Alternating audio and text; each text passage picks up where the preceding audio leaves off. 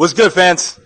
This is El Tirador, Alex Rivera, also known as the Latin Shooter, and you're watching BJ and DG Talk Wrestling.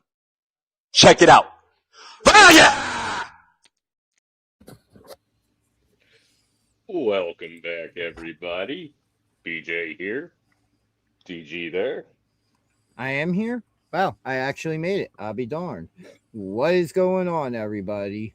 And joining us, the mark that he is, Pete the Wall Peters. First, let me just clear up. Hi, Jess, is what I said. The rest of that nonsense was your ginger D-bag husband. I was being kind and polite, and he went hot. Well, anyway, ignore all that stuff that he wanted to come on the air and clarify, like it means something. Because I can speak and she can actually hear me say it. No, she can't hear you. She's not watching? What? Why would she be watching when she's right here, hearing the best part of this show being She's me? here live. I figure she just listens to us, you know what I mean? Supermark. Tara, how What's you up, doing? Tara? Lulu. But yeah, welcome to another episode of Indy Spotlight Hybrid Rules Fallout, where a lot of interesting things happened this week. We had 3 title changes. Wow. Yeah. 3 Yeah. title changes. We also And do one have contender at the name. back end of the show to talk about who won and lost in the predictions and the twists and turns that may have gone along with that. Yeah. Very sorry to hear there, Tara. Hope you're feeling better. Yeah. Sorry Feel to better, hear it. Tara. But yeah, before we jump into everything, show from this past Friday for the first hybrid show at the PWSA. What was the question? You froze up for a second there. Second show. Now, this was their first solo show. I was Well, going it to say, because wasn't I have highlights from the first show they put together. It's on my hard drive. I can't access it because I ran out of USB. But it wasn't, this was their first advertised show as their show. Oh, okay. On Cage Match, it is listed as SPO/hybrid. What, Friday's show? Yeah. Oh, But this was their first show at the PWSA. But anyway, to the question at hand, overall thoughts of the show. It some very, very good matches. Overall, there was just a weird vibe. You know? yeah. Definitely had a weird vibe to it. Pete? Yeah, no, I agree with BJ. The matches were very good. There was a couple that kind of caught me off guard a bit. But definitely a weird atmosphere going on. However, definitely an enjoyable evening. To me, it felt like Bizarre World because everything was opposite. You had the SPO guys coming in from the side door. You had, Sometimes. depending on who Sometimes. it was. I mean, Hybrid had to make certain exceptions for some of the guys, you know, because there's certain things in contracts that are guaranteed, you know. You can't breach contract regardless of the situation. But it did still have that Bizarre World effect, you know, the Hybrid logo being up on everything, the Hybrid banner being up over the PWU logo. Was Yeah, it was a definitely nice touch. it was definitely Bizarre World. Really tied the room together. Yeah, it really did, didn't it? That hybrid banner. Well, here we go. But overall, I thought it was a fantastic show. There were a couple things that were kind of weird that happened, which we will talk about. Yeah, a couple things that were very, very strange. But let's get into it. BJ, if you would like to take it away. Our opening match, let me try to do this from memory. You Our another week opening, without a rundown? Is that what you're telling me here? I was on camera for like 13 hours in the last 3 days. You know what? I don't want to hear excuses. You're worse than Pete the Wall Peters. Oh, I'm sorry, man. I forgot you were here for a moment. Our first contest of the evening was a hybrid rules singles match. This was a grudge match here. Robbie Illuminati versus Jay George. This one, Robbie did not wait for the bell, came out on the attack and just absolutely, started off hot. Eventually, he knocks Jay George out to the outside and gives chase. He was in control until he was delivering a series of punches. Jay George ducks one, and Robbie very, very hard connects with the ring post. We're getting to that. Here's where he knocks him out of the ring. After that, Jay George took advantage and used a crutch, a trash can lid, gave him a Russian leg sweep on the outside. That was some looked brutal rough. stuff. Yeah, we'll get to that point. Let's let this catch up. Robbie came out just on fire. Robbie was hot. Didn't wait for the bell, went right on the attack after, RF arming for a second. Here's that trash can lid. Again, Jay George did what he had to do to take control. Just caught his moment and got out of the way of that punch. And Robbie, that was him, his hand hitting the post rang so loud. I thought he broke his hand. Jay George hit the ring first.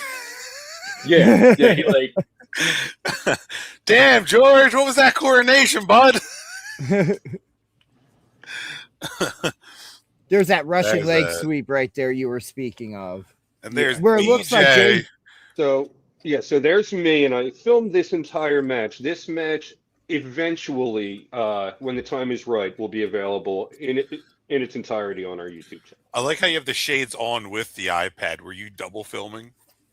It was just in case I needed to, but also I wanted to look cool. Like Robbie Illuminati wearing his sunglasses inside. Yeah, Irish whip into the wall, followed by a drop kick, and Robbie takes control back, and he is fired up. Dude, now, one of the things that was interesting was this is one of the first times in recent history I can remember Robbie actually being cheered at the PWSA. Yeah, and the crowd was 99% behind him, not 100% as our Instagram post stated. It was 99 because I was all Jay George. Well, maybe you were like 0.1%.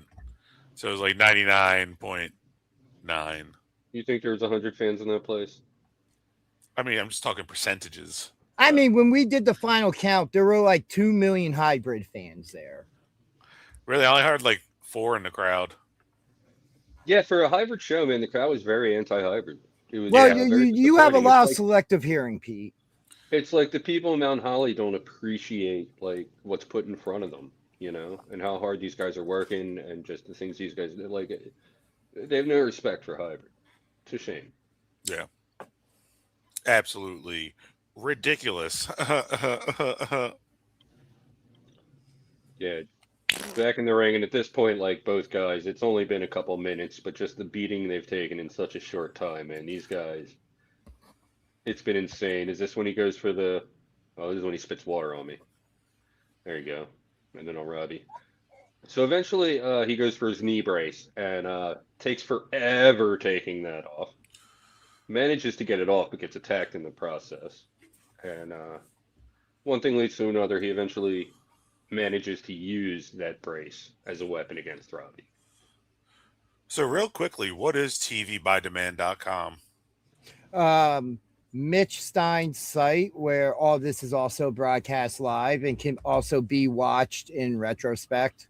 Oh, that's and there's if I'm not mistaken, there's some old school stuff on there also. Yeah, Loco is on there. A lot of the older stuff from back in the day. Yeah, a lot of the older guys that we see at the PWSA, or you'll see them there younger. Oh, that's sick. I didn't know that.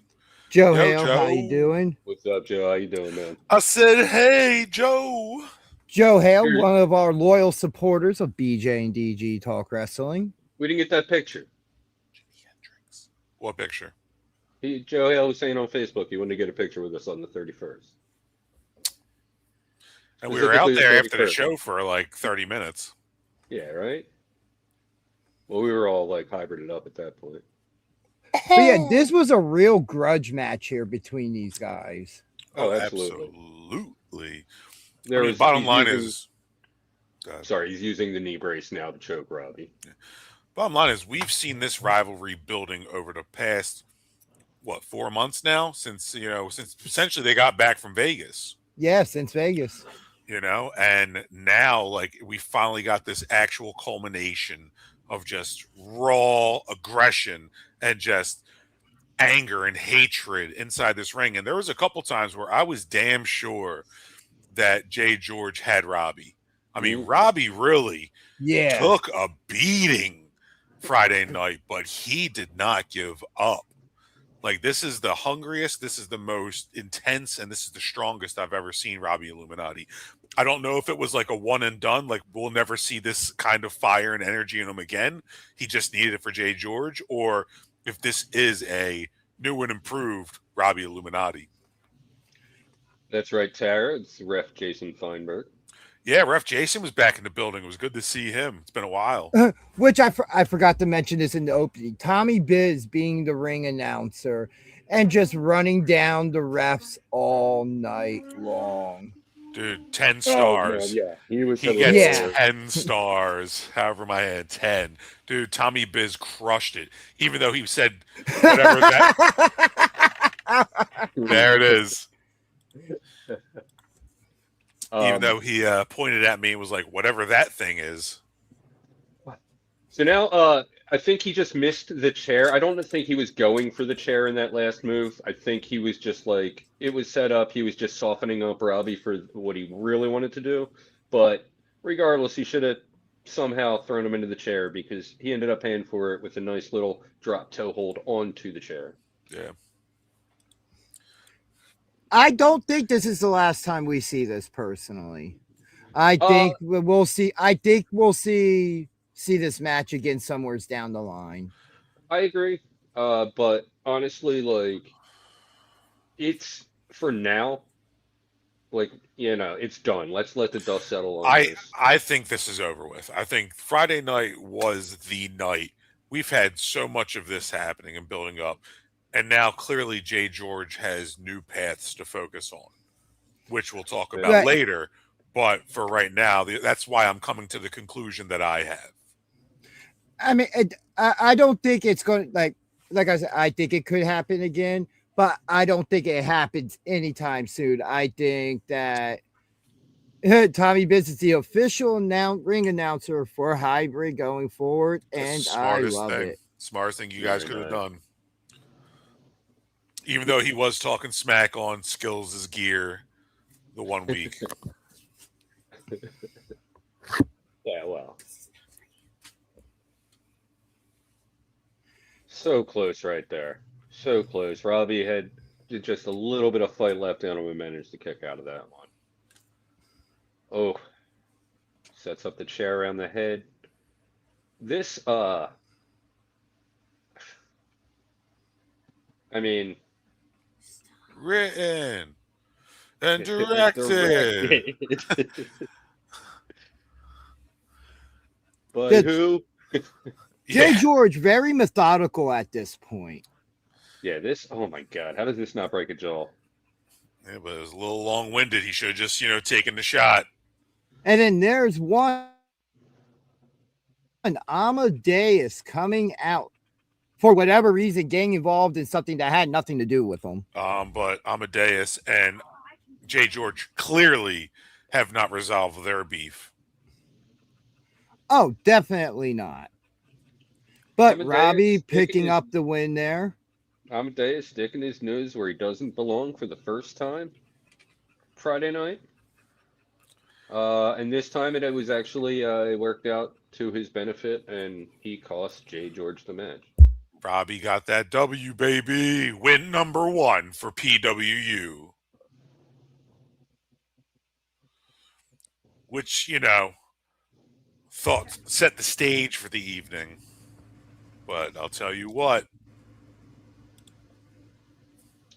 everything was up in the air. Great match. I'm hoping that for the time being, this is over with. I feel like Robbie accomplished his goal and needs to move on to something belt worthy. Yeah, Who does? Robbie. Robbie. Ugh. Yeah, this was a great way to start the show. Very high energy. You know, you give the crowd what they want, and cheat to have Robbie go over. You know. It seems to be, an SPO type thing, right? So in PWU, their top stars outside of a couple. It's not the entire roster. The back seats are known for cheating, as Pete loves to point out regularly. Yep. I think we can all agree on that one. And we'll talk more about that later. Yeah, our next match was a triple threat for the number one contender for No, the SPO title. Before we get into it, though, because we were talking about the triple threat, how great was it seeing the original MF back in the PWSA? Oh God, yeah. He's The got biggest such man, bigger than Billboard Billy Gold, if you ask him. Sure. I mean, his energy, it's just, love him or hate him. As I said, if you ask him. And his ring work, man. Like, this dude can go. Yeah. This kid can go. Love him or hate him, he adds to any match that he's in. Yeah. And I feel even like- if I it's feel like- just for the other competitors to, do moves back and forth and try to one up each other with. I feel like he didn't really get his time to shine Friday night. You know what I mean? Like, I feel like he was too busy getting knocked down to really, like, work the crowd like he normally does. Yeah. Reaper, what was it like being in the ring with a guy that big? Like, that has to be intimidating. Our next contest was a triple threat for the SPO number one contender. This match featured Sam Reaper with Mother Endless versus Original MF with Cowboy Pete. Well, we don't know what title. Oh, I thought it was specifically it's for for the the SPO. We really don't I thought know he said it what was for the title. world traveling. Oh, okay. Well, maybe we don't know. I don't know. Versus Stipe with Mike Hamilton Jr., and whoever else. It was great to see Cowboy Pete back as well. Yeah, always a pleasure seeing him in the PWSA. And also, he was dressed up like the lead singer of REM, since that's Michael MF's Stipe. theme song. Michael Stipe, yeah. Hold on. So, just real quick, I want to pause this real quick. I meant to lead the show off. Great with pause something. screen right there. Oh Beautiful yeah, pause. absolutely. It's always great seeing a team hybrid member on the screen. I want to send out my condolences to the family of Dory Funk Jr., who was announced had passed away. I saw the announcement 45 minutes after it was posted. I want to say it was sometime after 4. I meant to lead off with that, but just wanted to put the condolences out there for that. Sorry to interrupt. You may continue now. Unless you want to look at the Enterprise for another moment. Boldly going where no wrestler has gone before. Hey, this could easily be a 6-hour show. Don't tease Pete with a good time like that.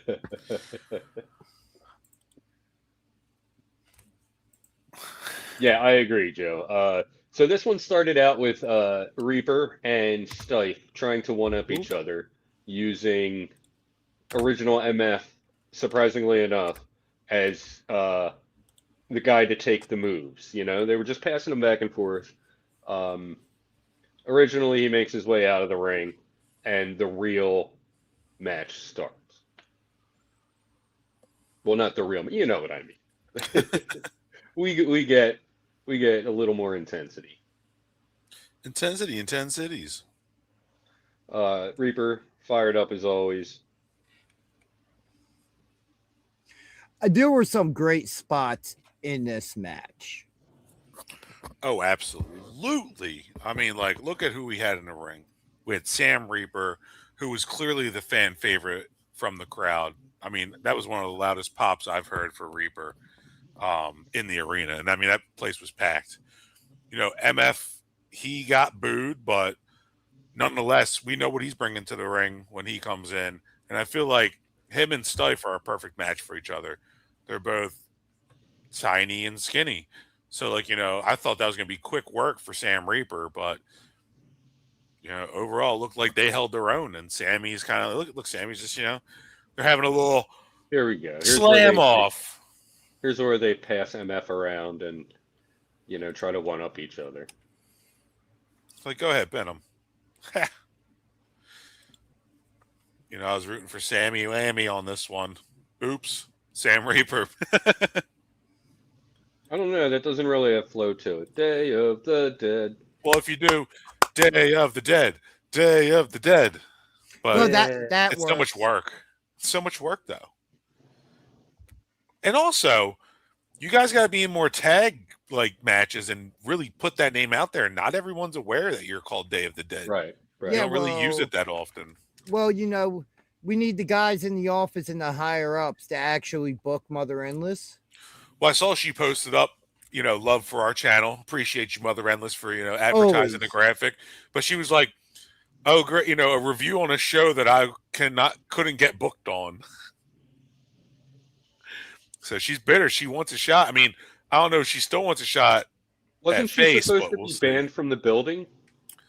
Oh, yeah. That's right. But she still did she came in with Sam. Oh, yeah. So, you know. All the rest of the Wicked were supposed to be banned from the building. Well, Except we've had this discussion recently about Skull and Bones, who we'll be talking more about later. They won their way in by getting that championship match with Controlled Chaos that we'll talk about later. I get that, but why was Mother Endless even there? And Amadeus, they weren't supposed to be allowed in the building. Hey, well, you know, we've seen it on this show that they do have respect for Sam. So maybe Sam just asked politely, like, hey, I would like Mother to come out with me to the ring. That's Pete in the corner.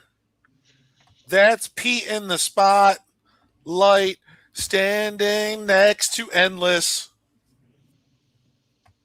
You know, just. Yeah. But yeah, these guys put on a great match. I was very happy watching their match.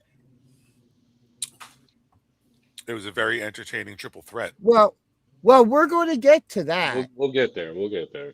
But I You do know agree. why, Junior? I do agree with you, though. I do agree. Because there's contestment. Yeah, so let's skip ahead a little bit. And this match had a little bit of a, how do you say, screwy finish. Honestly, I don't know what Ref Main was seeing. I don't know. So you know, in all Well, fairness, here's the I thing. guess. Ref Main did not signal to ring the bell. He did. He did, but then he pulled it back. Like, as soon as he signaled, that bell rang. Because he did. He shoots his hands forward like that.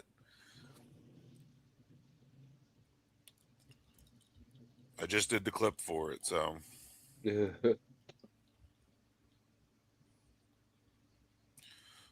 But still got, wow, Yeah. This was a clean move. I agree. I do agree with this. The match should have been restarted. Yeah, absolutely. Yeah. I mean, The match they got should have the been winner right, restarted. but it was. I mean, it felt kind of cheap, and I get I it. want to They're going bring to run this it back down next real week. quick so I can skip forward a little bit. So he can scrub. Yeah, and they're running it back next week, which I think is a great decision. But yeah, this was just, I guess, a miscommunication. I don't know what happened here. This is still, you still got a ways to go. Well, it wasn't a This hybrid is- I mean, if I could be spared from production, I am glad to donate my services to be a hybrid rep Dude. and call these matches right down the middle like they should be. That was impressive the way that MF just like springboarded onto those ropes. Absolutely. My man's like kid. Spider-Man. Yeah. This right here. Who was on that bell? It doesn't matter. They were somebody who was loyal to SPO and PWU and was attempting to screw him This over. part was hilarious. Yeah. What the? Stipe being proud as he should be there. Take it down 6'5", 300-pound person. This right here, Sam Reaper impressed me with. Well, so I was looking over at the Hamiltons across the ring, and like I saw them both go like, "Okay, all right, Sam." Like they had to they show respect for the talent that exists. So, I tried to capture it on film, but I was too slow. It's like my eyes saw it, and I was like, "Move the camera." But no, All right, here we go. This is where I wanted to get to right here. Screwy finish. Here we go. Which, how impressive was that? Sam Reaper catching the giant that is the original MF. And here it is. I heard, Mike. I heard. Ooh, No, he Right there. he Right there, he originally signaled for 2. Here's if I turn the audio on, he signals 2 and the bell rings. And then he's like, well, all right, I guess the match is over, and he officially ends it. But you do I just see saw him him point at the camera. That's all I saw, or point at the. Well, bell hold guy. It was 2. Oh, okay. 1, and 2, 3. right there. His head that he does the devil horns which is how he signals for 2. And he like kind of And then the bell rings and he makes the call for the match to end. I don't know his hand signs. I'm not in production. I just see a ref go, his hand pop up and then go like that to signal for the bell. So he did signal for 2. Well, you just explained it because he does the devil horns. I don't pay if it's attention 2, you to throw that. it up. If it's 2, you throw it up. What? He gave a definite other signal. Yeah, afterwards he gave I can turn the audio on and we can actually go. It's all right. We already know how the crowd reacted. Oh, and I absolutely agree with the crowd. I am glad. And let's talk about what happens after the match now. I was not expecting. Savage just comes down and it's like an intelligent man, hybrid or not, Stipe gets out of the way. MF kind of calls him a bitch, flat out calls him a bitch, and then throws Reaper at him and takes off. The best thing is you can read MF's lips and know what he's saying. And that was PJ a smart tactic. PJ wanted to go after him first. Yeah, Reaper showing you no got heart, fear. man, but I mean, he did take on. You got face. bigger heart than brain. Hey, man, you know what? Much respect because Reaper didn't back off. He stood his ground. He might have taken an ass kicking for it, but he stood his ground like a man. Oh no, he definitely he's took had an worse. ass kicking. He's had worse. There's no might up there. Look at this man. PJ Savage is freaking huge. And that frog splash, just ouch. And this week, PJ Savage's pants did not rip. They ripped last week? Like the week before. I did not even. Yes. Yeah, man, he's a big guy. I mean, pants are hard to pants. It's hard for pants to contain all that mass. But my question is, where's Skull and Bones? Where's Amadeus? Mother Endless is just standing by watching Sam get demolished. Like, she wants to take on Beast, get in the ring and beat this dude's ass. I don't know. It doesn't really seem like, Skull and Bones and Day of the Dead are really that tight anymore. Oh, No, they took that picture after the show. I mean, yeah, after the show, but I'm saying, like, We haven't seen them together in a while. We haven't seen them, No, it saving each seems other in a like the while. only common thread with that group is Amadeus. Yeah. Right. Who shouldn't even be in the building. Yeah, PJ is an absolute beast. And then Tarzan comes and Yeah, attempts to tame the beast. Tarzan comes and ruins the fun. Obviously, they're leading up to a future encounter. Looking forward to that. Yeah.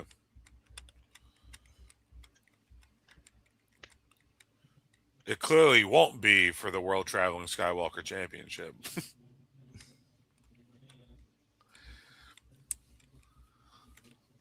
Our next match was a hybrid rules singles match for the Silver Skywalker Championship. Ginger, what are you typing away at over there? I'm skipping along. I hear. Between Challenger, What the? Stop sipping. Like all I hear is you sipping.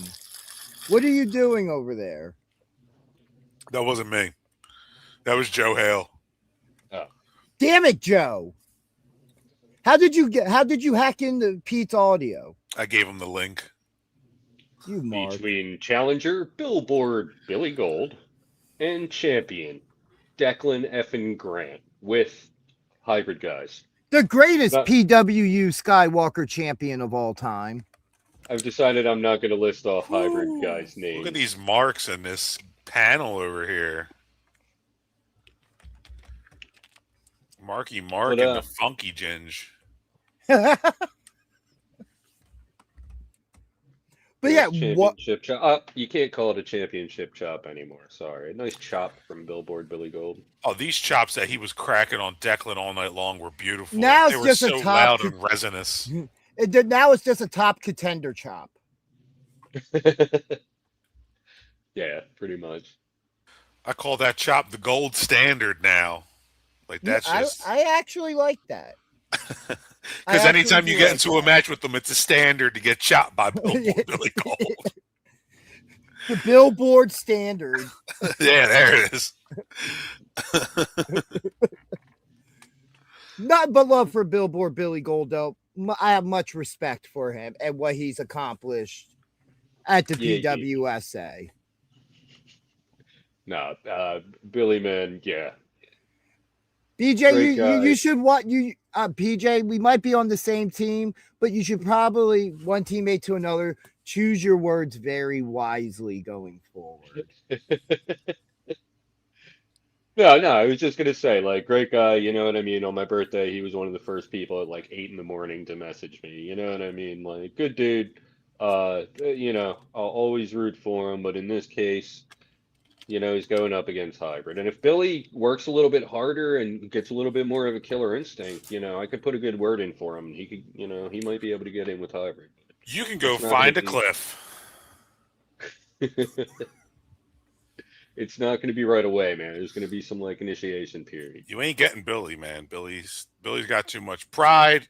Billy's got too much, MF soul. in the chat. Hey, original MF, glad to see you. You're absolutely right about that. But hold on. Let's talk about that real quick. Imagine Billboard Billy Gold becoming Billboard Billy Pink. No. God, no. I mean, I could see him burying it. Well, yeah, this is a different universe. So I could see Billy possibly teaming up with them for a match or two against, Hybrid or whatnot. That chair shot there. It's not too many people who can swing a chair and actually hurt Billy Gold. So props to Declan Grant for being able to do that. Well, I mean, it's not like Declan Grant is like a lightweight. It's not like this dude has brutality written all over him. Oh, agreed. But so I'm like in a chair comparison shot from him to anybody is going to be. I mean, in comparison to where we've seen the backseats do the same thing with baseball bats and chairs, and it's taken a low blow for them to get the advantage on him. That's because it's the backseats. I mean, fight like a feather.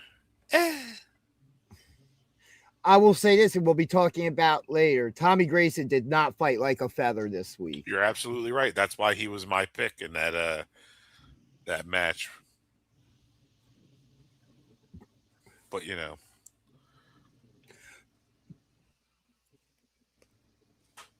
But this match, the quote, good old JR was a slobber knocker. One of many we got.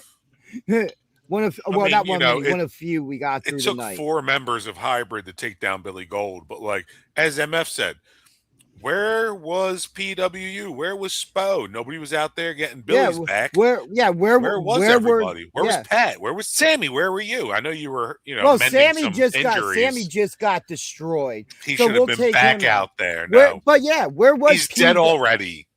Where was PWU champion Pat Dynamite? Where were the PWU tag team champions, the backseats?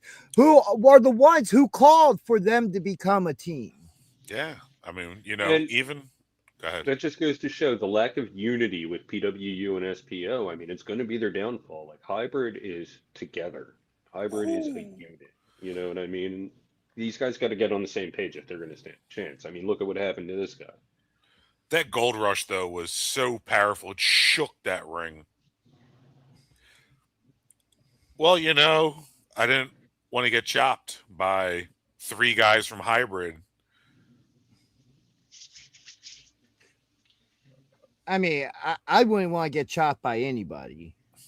And you would die if you got chopped. We would need an ambulance right there. Yeah. So like and let's be honest.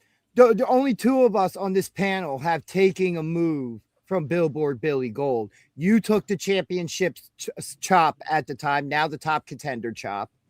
No, the gold standard. Oh, yes, the gold standard. And then I had to take a choke slam from him, Pete. So Declan goes to the bag early. I don't blame him for going to the bag early. And it's just, let's just watch. Or is this? No, this is later in the match. Okay. So he goes for the bag early, and Billboard Bill just rips it off, and he's like, what? See, it's Sarah. I hope you feel better. Feel better? Yeah, now so far we had Mike Jr. grab Billy's leg. We had Skills grab Billy's leg. And earlier on, yeah. Yeah. So it was one of the Hamiltons, I think, that grabbed his leg earlier. That's what I said. Actually. Mike Jr. grabbed it I the thought first you said time. There's Skills. Stife.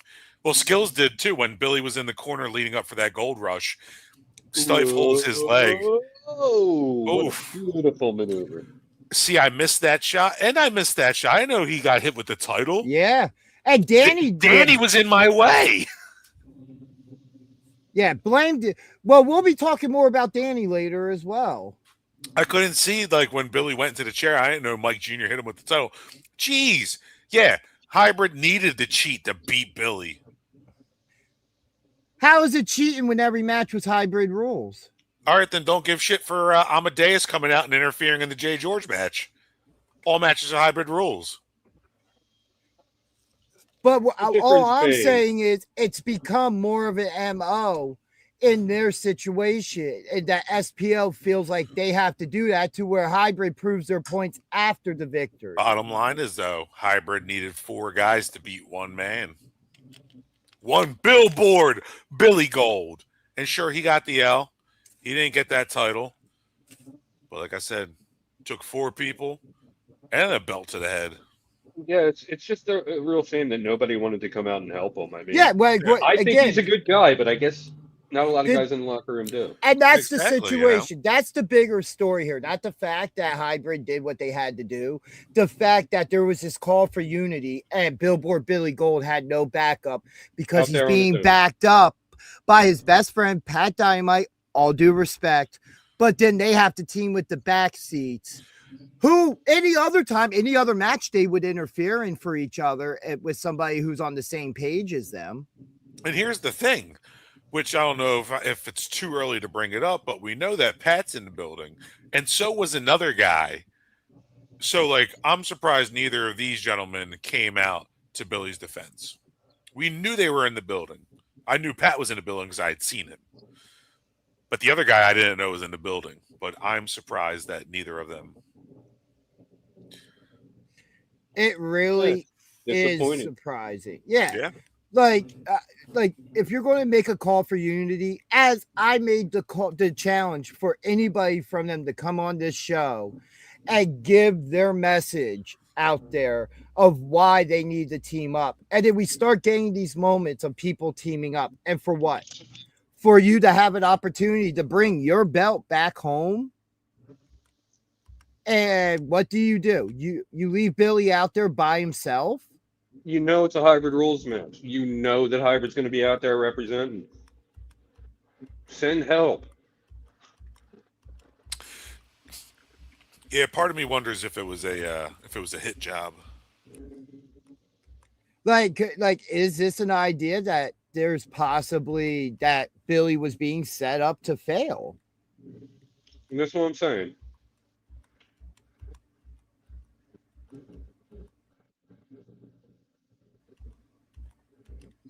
Like, and I feel bad for Billy. Yeah. I generally do. All the respect in the world for him. All the respect in the world for Declan Grant being champion.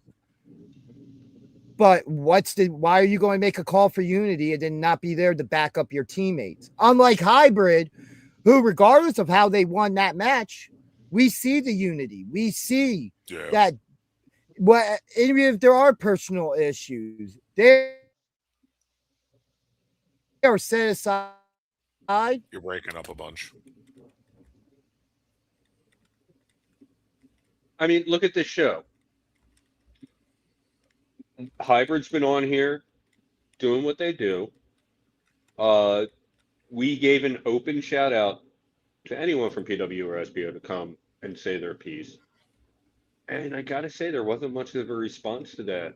You know what I mean? When Hybrid has been on here consistently, almost every week, in one form or another. Well, they absolutely tune in every week, and definitely appreciate you, gents, for that. Cheers.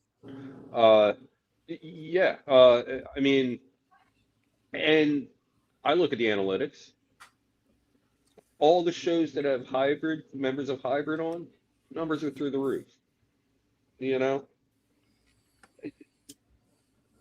It's mind blowing that like these guys over at the academy can't get it together and get over their egos, like Mike said, you know, and fight for the common goal. And don't get it wrong. All these guys over in SPO, PWU, I have immense respect for, because I wouldn't be where I am within the grand scheme of things if it wasn't for them. You know, but then I turn around and the respect that I'm shown from Hybrid, the opportunities I am given without asking for them, you know, to where it feels like at times I have to beg for opportunities just to be involved with something, whether mostly backstage stuff or just to sit in on something. They're coming up to me like, hey, what do you think of this? Or that, you know, like we have Skills and Face come up to us wanting a photo with us. Yeah. Right. And that respect being shown to all three of us, regardless of where we stand. You know, they show all three of us, regardless of our views, respect. Oh, dude, Skills, like I respect Skill. I respect everybody for the most part for Team Hybrid. You know, I kind of have some, but like right there, that picture. You know what I mean? Like, Skills is my dude. I love that dude's awesome. Like, I love that guy. He's awesome. Face is amazing. The Hamiltons are great. I appreciate you too, Mike Hamilton Sr. You know what I mean? Like, you guys are awesome. You know what I mean? The whole rivalry aside, you know, Hybrid, PW, SPO, you guys have always been very appreciative of what we do here and come up and say hi and say thanks. That's a great picture, man. That is a phenomenal. You should have kept that up longer. That's a good picture. Well, I didn't want to leave it up longer because there's more to talk about with that. Yeah. But it's a nice well, I'll put it back up. It's a nice teaser of things to come for us to talk about later in the show, for people to find out how Jay George ended up with that SPO World Championship. You look like like you're lined up in a family photo, or like a Where's wedding photo. BJ? I BJ was didn't come outside back with in the you. building. They went in through the locker room, and I was like, "Oh, I can't cross."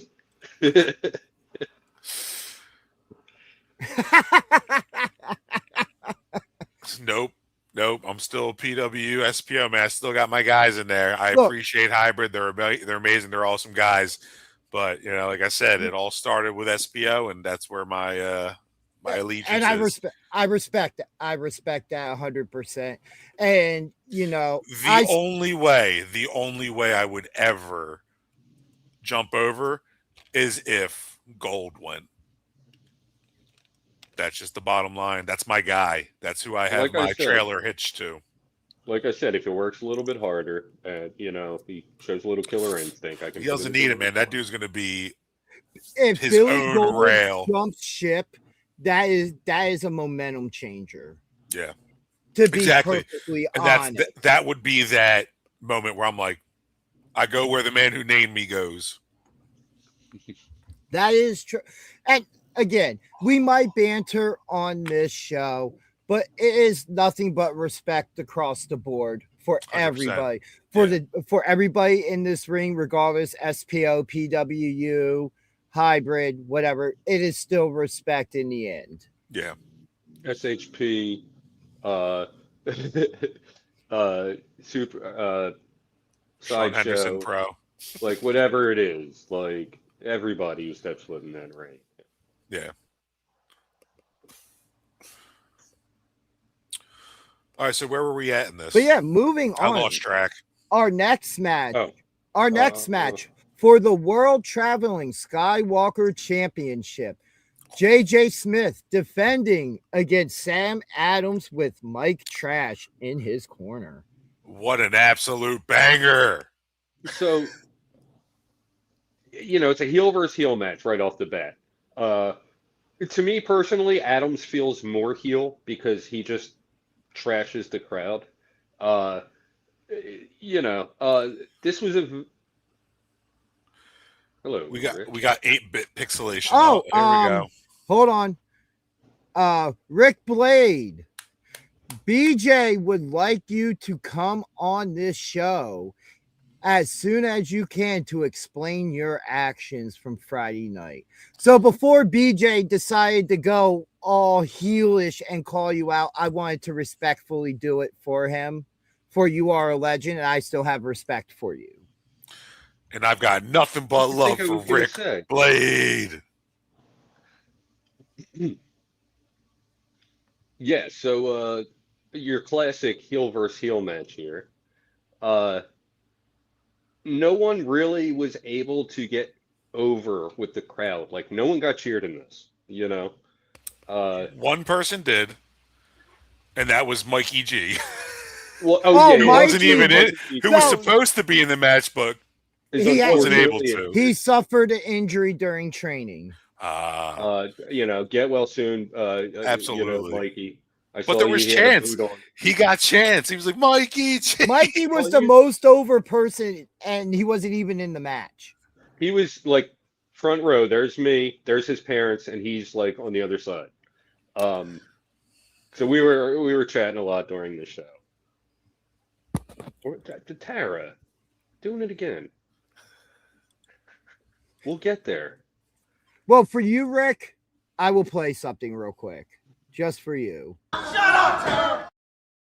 I thought you were going to play something else. Oh, you mean this? Shut up, BJ! That's what I thought you were going to play. Yeah, no, this match was a lot of fun. It was interesting to see it was interesting to see how neither of these guys could get over in anything they did. It was just hilarious how there were Mikey G chants going on during this match.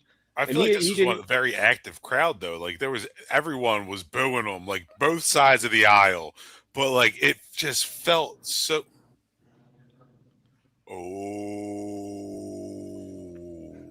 Told you we should probably drop BJ. his parents were there with him. You know, I'm not gonna like. I'm not gonna. Well, his parents are cool, you know. Yeah, and that's what I'm saying. And I'm not gonna do that to the guy in front of his parents. You know what? He's an all right dude. He's a good kid. Here it is. What? The The double. finisher. Now, Yeah. here's my thing. Here's my thing. If everything was supposed to be hybrid rules this night, as Tommy Biz said, this virgin of a referee doing, calling for a double disqualification. This match was specifically announced as an SPO rules match. Oh, okay. My bad. I did forget that. But still, it evened out. Damn, bro, you just unleashed on Isaiah for no reason. But still, they both kicked each other. It balances out. Let them recover and continue the match. No, it was a DQ. we get Right a after no they tried, but they both contest. grapple over a chair. No, that's you got to call it at that point. Dude, they're both holding their family jewels. They obviously still want to go at it. And you see, as soon as he ends the match, he bails from the ring. Yeah, match over. This was a perfect heel versus heel match. I loved every bit of it. It was so entertaining.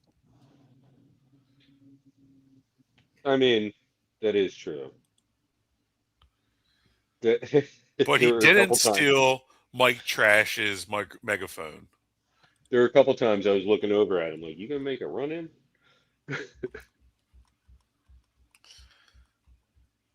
But yeah, heel versus heel match, you always wonder how it's going to play out, and I think this was a beautiful ending. Neither man won. The crowd was happy. They got to boo both of these guys. Boo. Yeah. But yeah, it was a fun match, I have to say. Why do you have to say it? Say what you want about Adams. His in-ring ability is... Here's what I'll say about Sam Adams. He needs to kick Mike Trash to the curb and come with a real group. If he thinks it's a conspiracy, that'll actually make sure that he gets booked properly and gets real opportunities. I could see that. I could see that.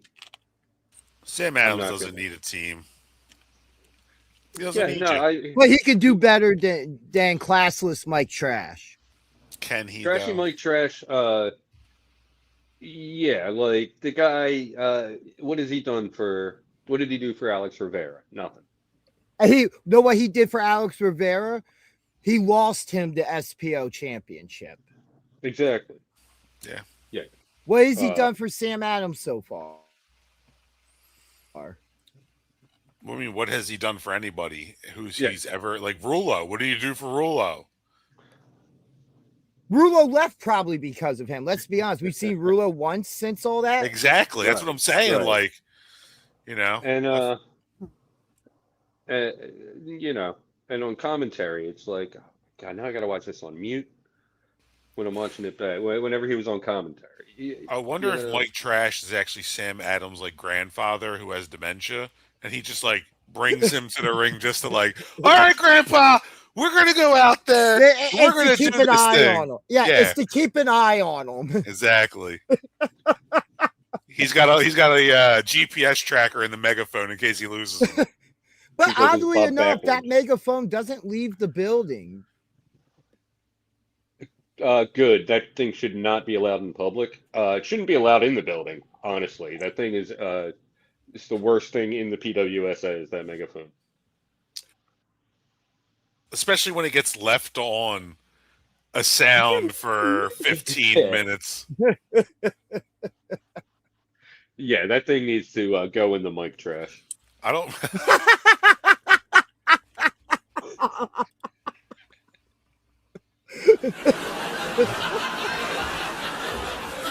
Well played, sir. Well played.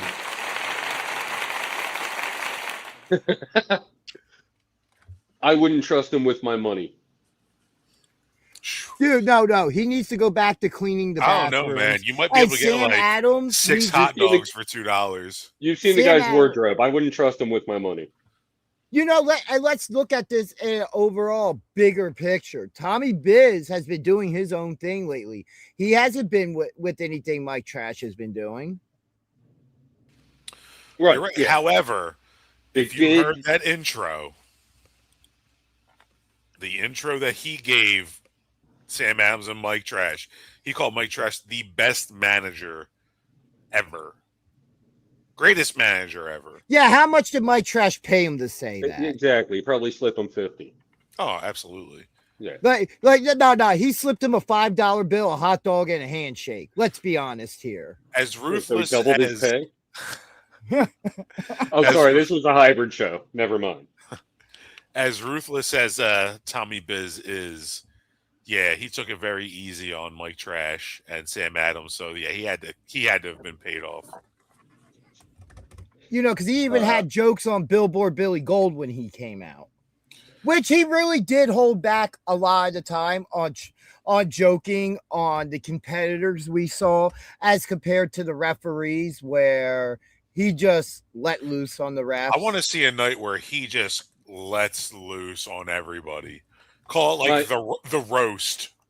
My favorite quip of the night. Hybrid, the roast. Yeah. Since we're not Book it, we're guys. probably not going to like cover any of this. My favorite Tommy Biz quip of the evening was something along the lines of like hot dogs at the snack bar are now just $1, and Ref Maine just had 43 of them. No, I think my Something along favorite. those lines. Yeah. One That of was it. my out of those, the Jared looking like Jared from Subway, the referee Jason was good, and then Danny, when he looks at Danny, calls him blind. He's like, "How am I blind? I'm wearing glasses." I like when he was pointing at Maine, and he was just like, "And your referee struggled to walk down into the ring."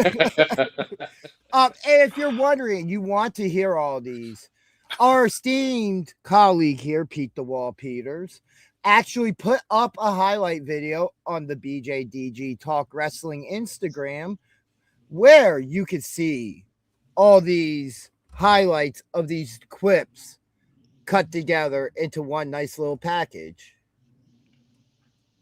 Yeah. Yeah.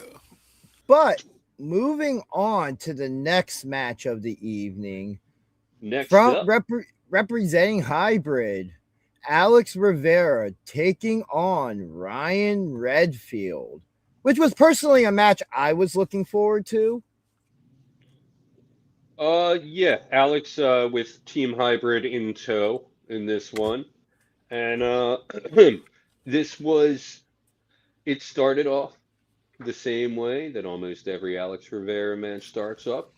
They lock up, they grapple. You know what I mean? It's a slow Very burn. long, yeah. He's By the very way- methodical. By the way, just take a look at Declan at the back, looking cool as a cool cucumber with them sunglasses on. He looks cooler than he's ever looked. But like, here's the thing: live and in person with those white lights on, good God, my man looked like Casper the Friendly Ghost across the ring. Just came into like $1 million. And Get he's the not a shades ginger, so on. he has no excuse. I was just like, geez, he's reflecting on my camera. The white balance is atrocious. Actually, it does look a little sunburned now that I look at it. Top Yeah, half. he got Or that maybe that's farmer's just- tan. Oh, going. no, he got chopped a lot. Oh yeah, good point. That's what that is. Never mind. Got that- Anyway, yeah. You got that golden tan. So this match, I wouldn't say a technical masterpiece, but technical is the word I think of when I think of this match. These guys were just trading different holds, trying to get the advantage on one another. A little bit of I wouldn't say slow start, but that the brawling didn't come until a little bit later in this one. Yeah, this was definitely them feeling each other out to start the match. Yeah. And two guys equal in size, weight, I feel like this power. was the perfect match to put these two guys together. Like we saw, shit, what was his name? Ryan Redfield. Redfield, yeah. Redfield. I've only seen him 2 times now, so I'm trying to get used to him. Ryan Redfield, dude, he was so evenly matched with Alex. I know initially going into this, like, BJ and I, for the predictions, I had picked Alex just because I've only seen Ryan a couple times. And, dude, I was almost like regretting my decision at a certain point. I'm like, this Redfield can go. And he's got that impact. He's got that power, that technical ability. He was able to keep pace with Alex throughout this match. So We've seen his holds and locks. so after we did our show last week, as we know, I go to the school during the week to help set up production and stuff for the next show. And Yeah. he was there training. And as I'm sitting there watching him train and get ready for this match, part of me was like, even representing Hybrid, like, Alex is going to have a bit of a problem here. And saying that Alex has been in the ring with the likes of Billboard Billy Gold, one of the probably the biggest guy in the Fed. And now against this, somebody of equal, like I said, equal weight, equal stature, equal size. Yeah, definitely, man. And this match was back and forth. Like, I really didn't know who was going to win this match. Just want to say, Red actually came up and introduced himself to Pete and I as we were getting to the arena this past week. And nicest guy. I really want to have him on the show at some point. Yeah, he was giving me shit though because he was saying, I told, like, last week, for my pick, I was like, I don't know if he's got that fire in him, and he directly quoted that to me, and he started laughing. He's like, all right, man. He's like, I'm gonna have to show you tonight, dude. Like, yeah, I put my foot in my mouth. Like, so he proved you wrong. He proved me wrong 100%. Like, Red can go, and especially in this match, we saw that. And he probably would have won it too. Which we'll get to in a moment. Yeah. But no, these guys just put on a spectacular, hard-hitting match. Yeah. I would say outside of a couple of the matches we see later, this might have been, without weapons, the hardest-hitting match of the night. Good God, he's just so pale.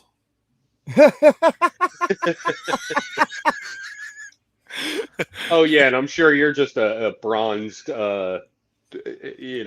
Listen, bronzed. I'm the most tan guy on this panel. Like, I look like a cadaver, a sunburnt cadaver over there in the corner. Weekend at Bernie's over there. Weekend pretty pale too. Weekend at Declan's. I haven't had my shirt off outside in like 25 years. Weekend at Declan's. Uh-oh. Did I just come up with another meme? Oh, my God. Will this ever end? You're going to end up with a plastic bag over your head, and there's going to be nothing I can do to stop it. Dude, us walking up that one night, him staring daggers through you. Oh, my God. It's like, might want to... Also with this, props to the toughness of Ryan Redfield. Oh, yeah. Dude, really showed me something. I did not think this guy was that tough.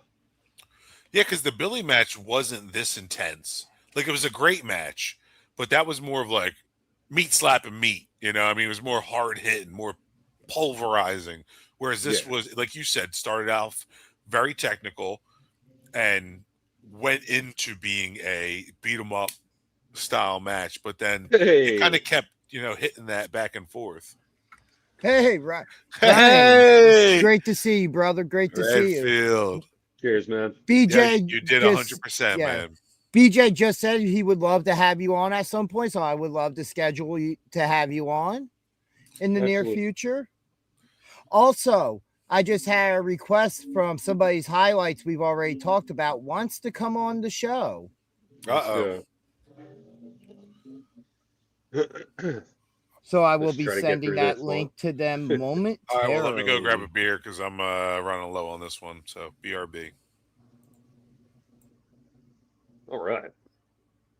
Yeah, this one, Yeah, Ryan, man, you really showed me something here. Uh, of course, and I've seen a lot of Alex. I know what he can do. So the one or two matches I'd seen you in before this, like I was skeptical, but yeah, man, you really showed me something. Definitely looking forward to seeing you compete in the future. Unfortunately, uh, match ended like it And did. you look, Ryan, to be perfectly honest, it doesn't look like you missed a step from your time away. Oh, absolutely. What was it, 2 years, 2.5 years, something like that? And yeah, man, you took the time you needed, and you got to where you needed to be.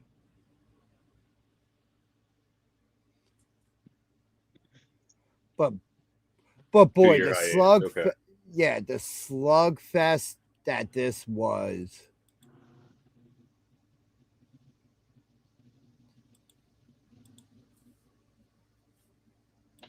Uh, There you go. Props from Mike Sr.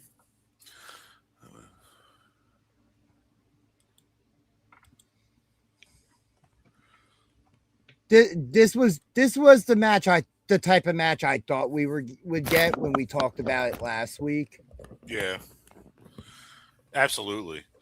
I agree with Mike Hamilton on that one. Like, I'm a big Red fan too, man. Like, I've been converted to I don't know about this guy yet. To this dude, hell yeah.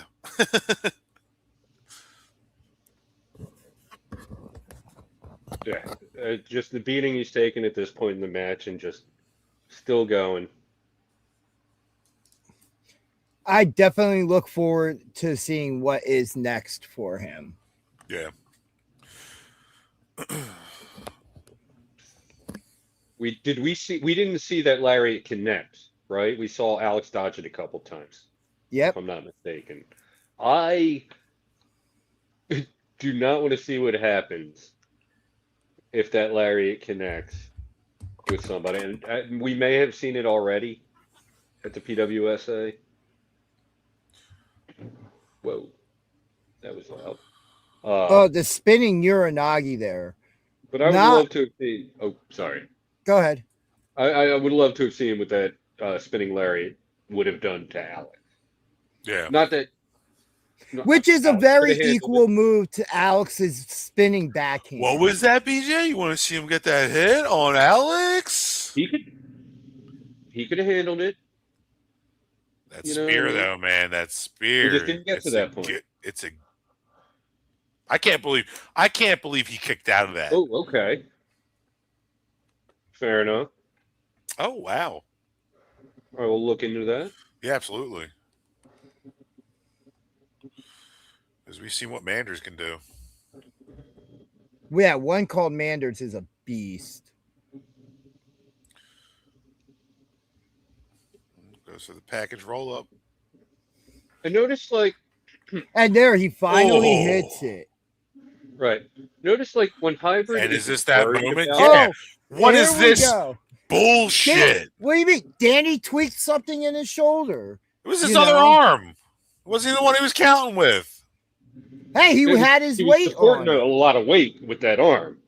I mean, Danny's not As a little Tommy dude. Biz told us. Yeah. Nope. That was horse. Big Red, I mean, if I was shit. Big Red, I would be upset too at that moment. But then there's that backhand from Alex, raining And down those elbows, just starts elbows to choking the him clavicle. out. It's And horse yeah, shit. at this point, not a chance.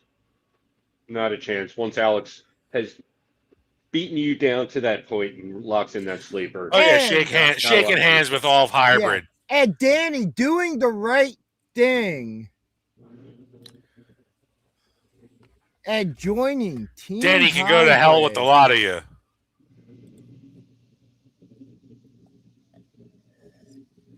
And Ryan, I agree No with doubt. that as well. No doubt. But we can't help And yeah. that the referee hurt himself. Yeah, man. But Danny, welcome aboard. Glad to have you. Yeah, you're part of this, and now you're part of this.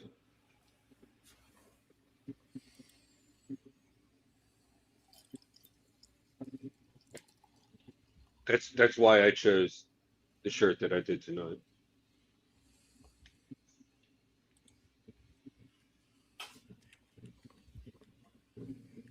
So yeah, after that we go to intermission. After a Ah, very yeah. excellent first half. What was that, BJ? Oh, I said intermission. Which would you guys just like me to play this whole segment here? Which segment's that? Pat Oh, Pat Dynamite Pat segment. and Griffin. Yeah. Go for it. Yeah.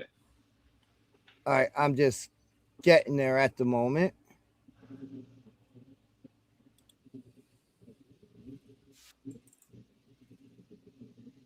All right, so we will play this segment in its entirety.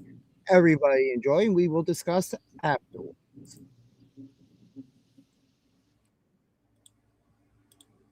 Oh,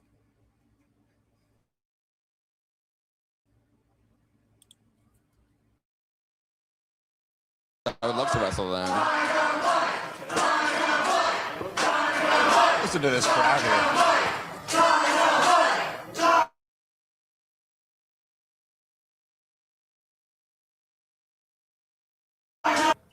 We've been here running these shows every Friday for coming up on a year.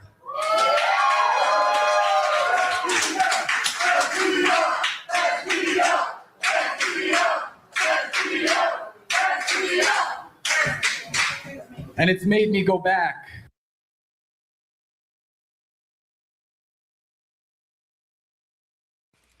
so well, we're going to have to delay that for a moment because we do have a guest about to join us to talk about what his upcoming match this Friday. He weighs in at 300 pounds. I'm out of here. 6'5", the biggest man to ever step foot in the PWSA, and probably the most powerful man in Pete's posse. Ladies and gentlemen, the original MF. Yeah, so I cut off that promo because frankly no one wants to hear Pat Dynamite talk. I certainly don't. None of your viewers do. No one cares about what he has to say. What we do care about is the absolute screw job that happened last week. I finally got my opportunity to be on a SPO show. I finally got my opportunity for a number one contendership spot, and the match ended like that. Did you see how Wasn't it a ended? SPO show. The ref didn't even count to three. The ref didn't count to three. Like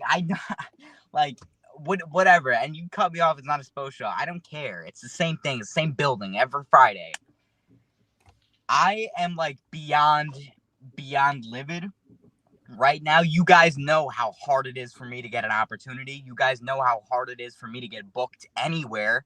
And this is the type of shit that happens when I do get booked. Like, I'm fucking over it. I'm fucking over it. So this Friday, I'm not fucking losing. I'm walking in there and I'm winning that match. I'm pinning Stife and fucking Sam Reaper. I'll stack them both on top of them. I don't give a fuck because this Friday is fucking over. It's my time and I'm taking it. I'm taking Stife's number one contendership and then I'm taking the fucking Traveling Skywalker Championship from whoever the fuck holds it. I don't care if it's JJ Smith or Big Billy Gold. I will take it. It will be mine. And most importantly, it will finally be original.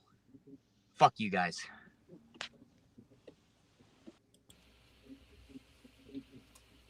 MJF, the original.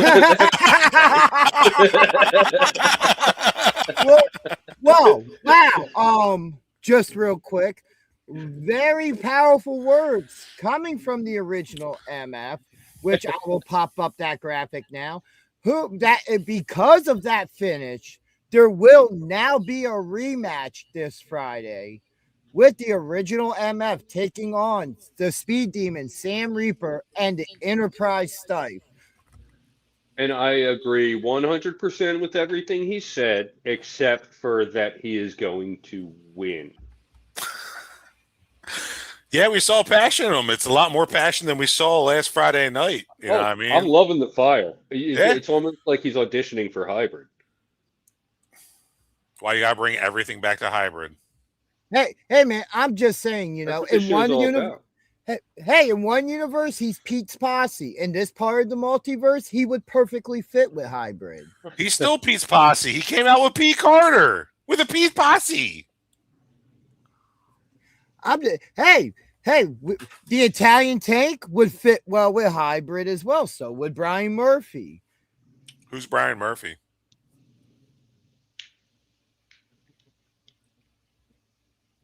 And you call us Marks. The joke was different universe. Yeah. But he's done commentary lately, so.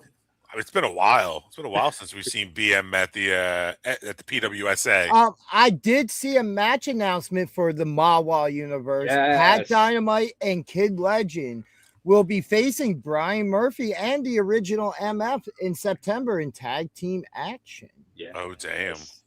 We are like 5 weeks away from that. I can't wait. But yeah, just wow. What I don't think I've ever seen the original MF that fired up. Oh, I love it.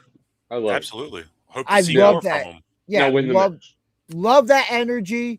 And you know, he has a chip on his shoulder and a point to prove. And I look forward to seeing him come out and prove that point, whether he wins or loses. But also, I had to correct him. He got a little peeved. I interrupted him. He said it was a SPO show. It was not a SPO show. It was a hybrid show. On Cage Match, it is listed as an SPO and hybrid show. Every piece of social media I saw said hybrid pro wrestling, hybrid rules. That's because SPO doesn't have the grand candidate. Like who creates the StreamYard that creates like the mother stream? Either of us. Yeah, I'm not entirely sure about that. Yeah. Our stream is cooked. Huh. Super laggy. Like I just refreshed on YouTube and it seems like it's going good. Well, we do apologize for the technical difficulty. It could be a StreamYard issue as well. Right. We weren't talking about anything interesting anyway. Yeah. At the moment. Technical difficulties happen when you're producing live stuff. But yeah, man, you guys need someone to ring the bell. I got you. BJ wants to ring the bell. Ding, ding, ding, ding.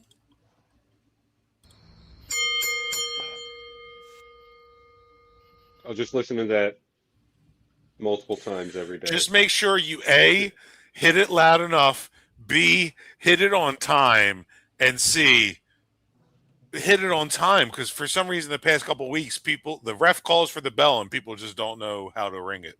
Back on the last 12 months, I saw one name in that list that bothered me because the match got thrown out. That one man is the top guy, Griffin McCoy. Griffin, I know you're in the back. I want you to get out here right now. Okay, this is a surprise. Wrong words. Don't sleep. That's well. The top guy just going here. SPO. I would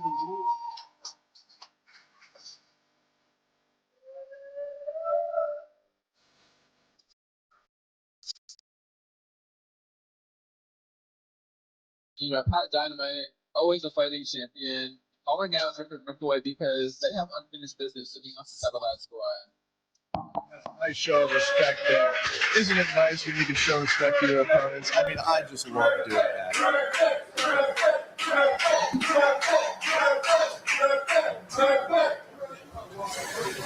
For those who don't know, me and Griffin started together.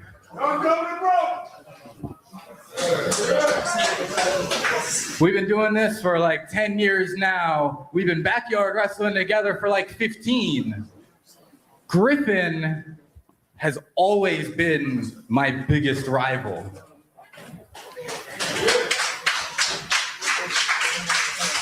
That's why it really bugs me that last time we went against each other, I couldn't get the job done. Because I consider you one of the best wrestlers in the world.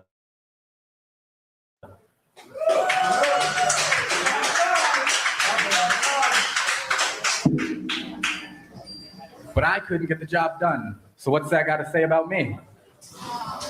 You know, Pat, it's funny how you bring up the past 12 months. Since our last match, I've won world titles. I've beaten TV stars. More importantly, I brought a child into this world. I brought in my son, he's 4 months old. It's the greatest feeling I've ever known. And I love pro wrestling, but he's my world now. And when I'm dead tired at 3 in the morning and I'm holding him, I'm trying to feed him a bottle, I'm trying to stay awake, I'm trying to burp him over my shoulder, I just want to go to bed. It's funny the thoughts that race through your mind. Because for some reason, I think about that match too. And it eats at me because they say, some people, maybe Pat would have beat Griff. You had me in the figure 4. I don't know if I would have tapped out. I don't know if I would have escaped. Declan came out. It happened. But you know what? In 2 weeks' time, I'm going to see you in this ring. I'm going to see you for your heavyweight championship. I love you. You're my brother. But you understand this. There can only be one top guy.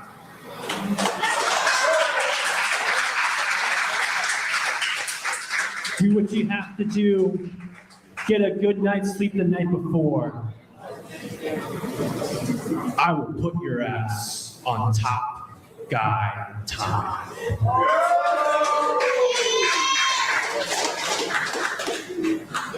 What a challenge and what an acceptance. August 14th, Griffin McCoy, Pat Dynamite for the PWU World Championship. Just don't forget, when Dynamite blows up, they don't get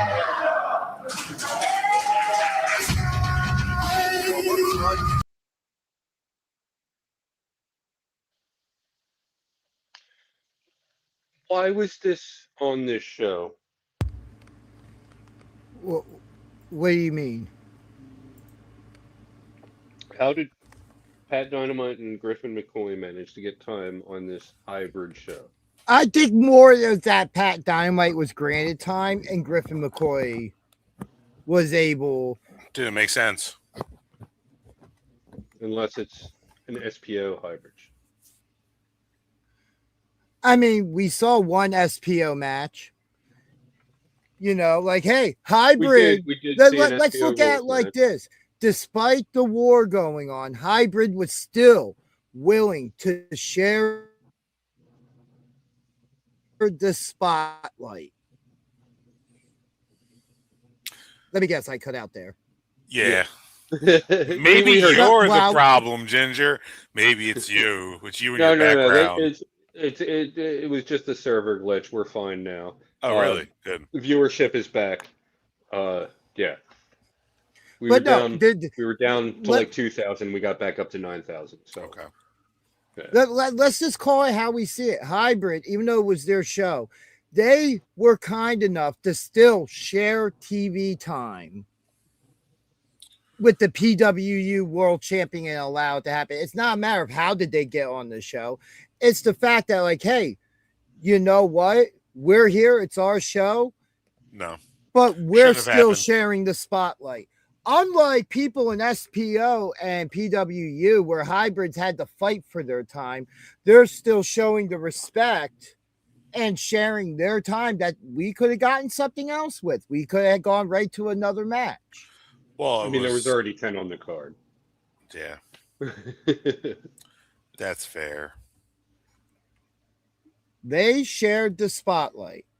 That's all I'm saying. They weren't greedy with it. Coming back from intermission, we had Well, a we already ta- came back from intermission. The promo was the comeback from yeah, intermission. yeah, that's right. That's right. After the promo, we had a tag team match for the SPO tag team titles. This match was between champions Controlled Chaos, consisting of Papa Juice and Kid Chaos, versus Skull and Bones. Hamlet Hurts You and Bones with Amadeus. This have we seen this matchup before? I don't think we've seen this matchup before in the PWSA.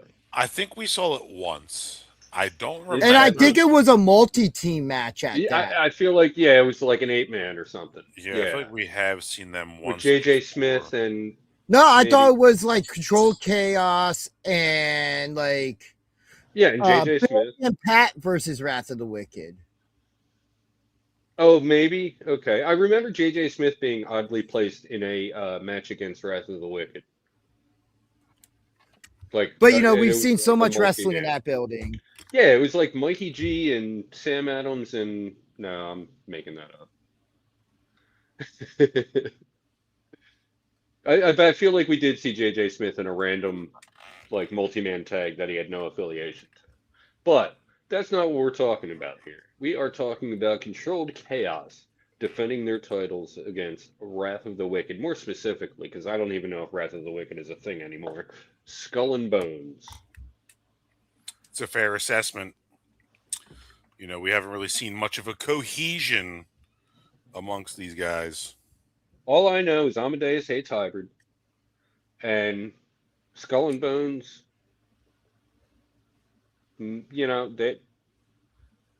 they're welcome.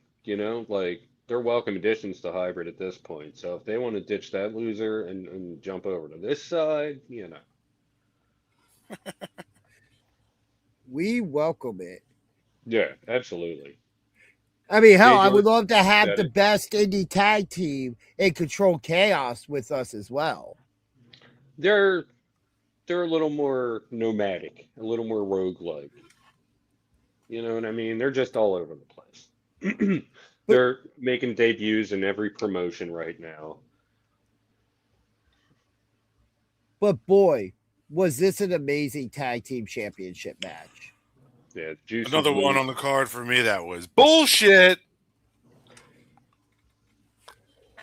Hey, man, can't nobody be the forever champion? Listen, And Skull and honestly, Bones, yeah, they like, deserve it. They some- do. Skull and Some Bones things came they're out of a left cohesive field. tag team. There were some things that came out of left field in this one, and I get your disappointment, your anger with the outcome. Yeah, but Control Chaos had a great run. They are my favorite tag team, and I can't wait to see what the future holds for them. Whether they go for these belts again, or as we've seen in the past, other promotions tag team gold. And yeah, these guys have all the And they've potential in been the world. fighting champions.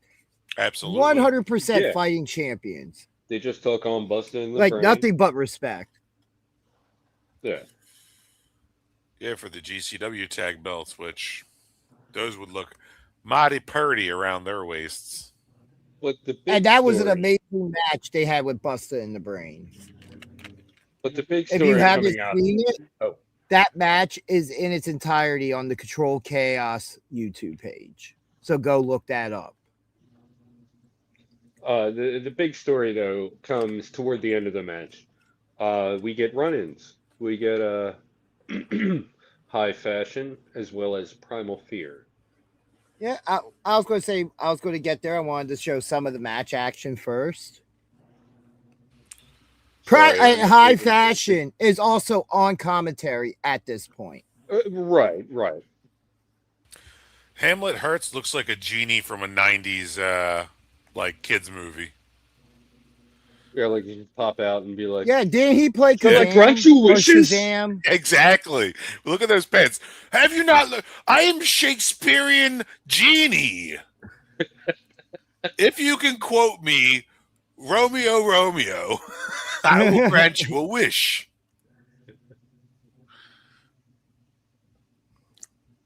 But this was a hard hitting match. Control Chaos had their hands full in this match with or without the shenanigans. You know, this was really interesting considering this team up because you've got Hamlet, who's a bruiser. You know, he just goes in and he just attacks. No fancy flying, no fancy jumps, nothing really too off the wall. He's just all power.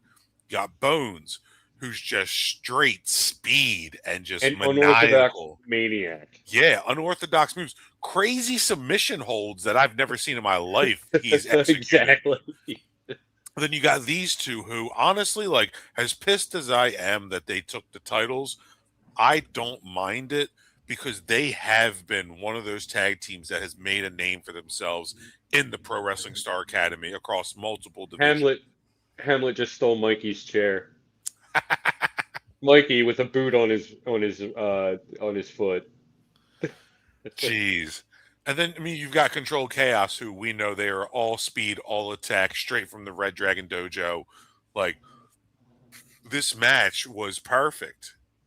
And especially the fact that it was anything goes. But I wish it stayed between Skull and Bones and Controlled Chaos.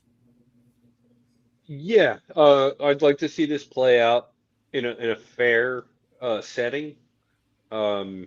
You know, just 2-on-2, no interference. Yeah. But at the same time, there is a lot of competition in that tag team division where everybody wants a shot at those titles. Because, you know, the Backseat Boys, when was the last time they defended those PWU tag team championships? Yeah. I think it was like, didn't they take on Gold Blooded last? No. When's the last time we saw Gold Blooded? Where's Gold Blooded been, man? Not around. Like, that's crazy. Like, Machiavelli and yeah, Nigel, they've just. like,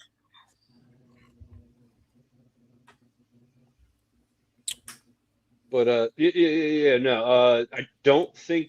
Have we seen the Backseats defend those titles? Maybe once, maybe twice, right after they won them. But I want to say they haven't defended them at least in the last month. They did have a defense against. Didn't they have a defense against the team they won it from, Pat and Billy? Freak the Mighty. Freak the Mighty. I couldn't think of it. I blanked. Yeah, I think they had a rematch against them, but I could be wrong about that. I don't know. I'm fantasy so booking much it. wrestling. So much wrestling. It's so much wrestling. We need like a family tree of timelines for the belts. Right. Well, there are many different things you just named, but yeah, we need all of that. But like, you know, like here we are tag at the belts and then finish all the here. connections of who they've gone to, you know. So yeah, here come unlikable Mark Raspa and Chris Valentino. Look at them in their tank tops. And then the return of Primal Fear. Hold on, let me. My boys, Matthew Ellman and Gabriel Hodder, just went and handled that. And got super kicked off the apron. Yup, as is deserved. And then there's a big pile up. You're going through, Jay. Whoa! Go ahead, Papa.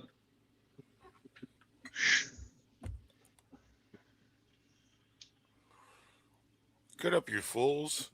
What is he doing? Yeah.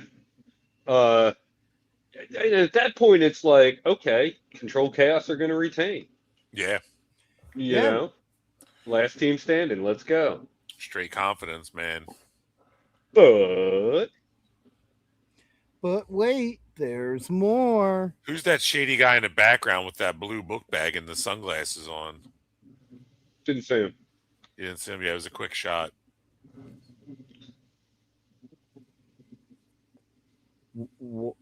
There was a guy back there with a book bag.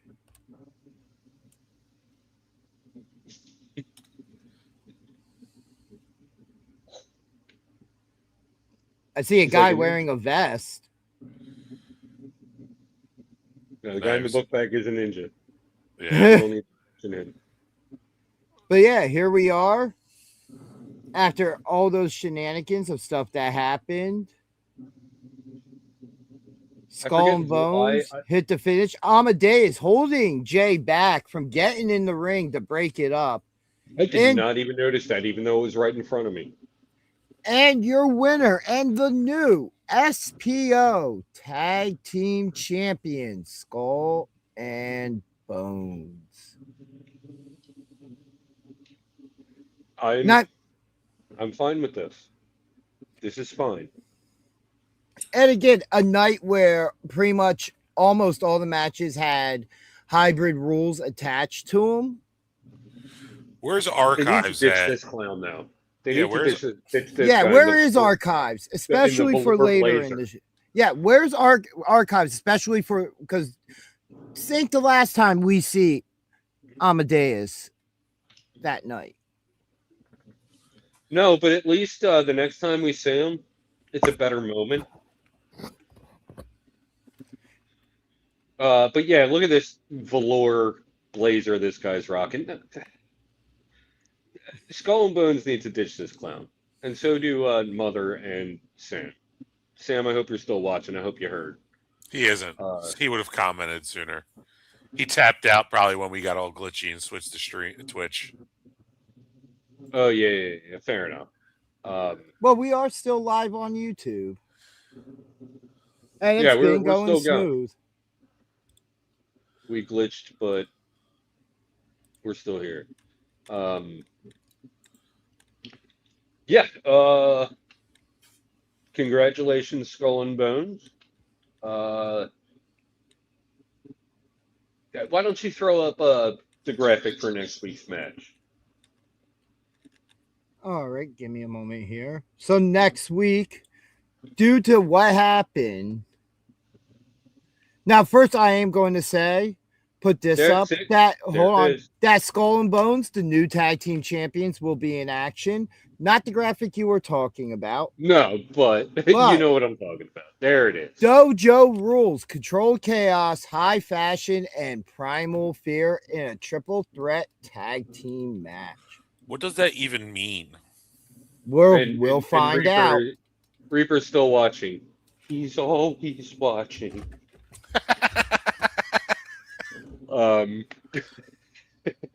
So I don't know what that was. That wasn't even a reference. That was just me being weird. This is good, though. Yeah. Control Chaos. Love you guys. High Fashion. But Primal Fear, man. I think Primal Fear take this one. And this isn't a prediction, it's a spoiler. No, this isn't a prediction. I'm just saying, you know what I mean? These guys. Okay, Paul Heyman. These guys haven't done enough at this point. They haven't made their presence felt. They had, when the shot callers were around, they had some four-ways going on with shot callers and High Fashion and Control Chaos, I believe, if I'm not mistaken. Regardless. These guys, they haven't been around in a couple months, and they need to remind people exactly who they are. And SPO, longtime SPO fans know exactly who these guys are, but have this Mount Holly crowd who just kind of limps their way into the arena and barely has quarters in their pocket to pay to get in. Okay, Sam Adams. Jeez. They don't know about Primal Fear, you know?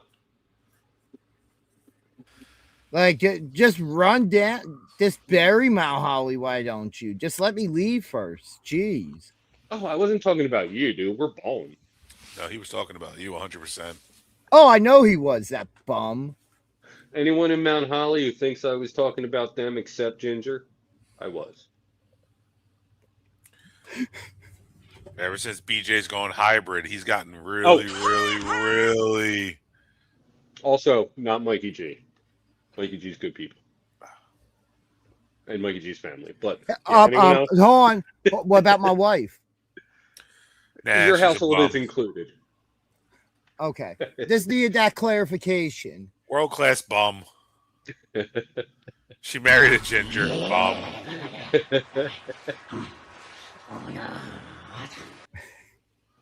Thank you, Haku-san. Emotional damage. Sorry, Ginger. If you have to go cry about it, I get it. You know what, Pete? What? We'll talk about it later, but I could not allow you to do so. No, you can't. I could. No, you can't. No, I can. No, you can't. Oh, I You can. gave it to Honestly, me. No, like you can't. I Nope. would have no problem. Not that because it never really made sense anyway. But we'll get there. Oh, it made sense. No, it didn't. See, BJ, that's It no longer BJ's sucks MO to suck. to get It no out longer of a sucks punish. to suck. At BJ's MO to find any way possible to weasel out of a punishment, while the rest of us sit there and take choke slams.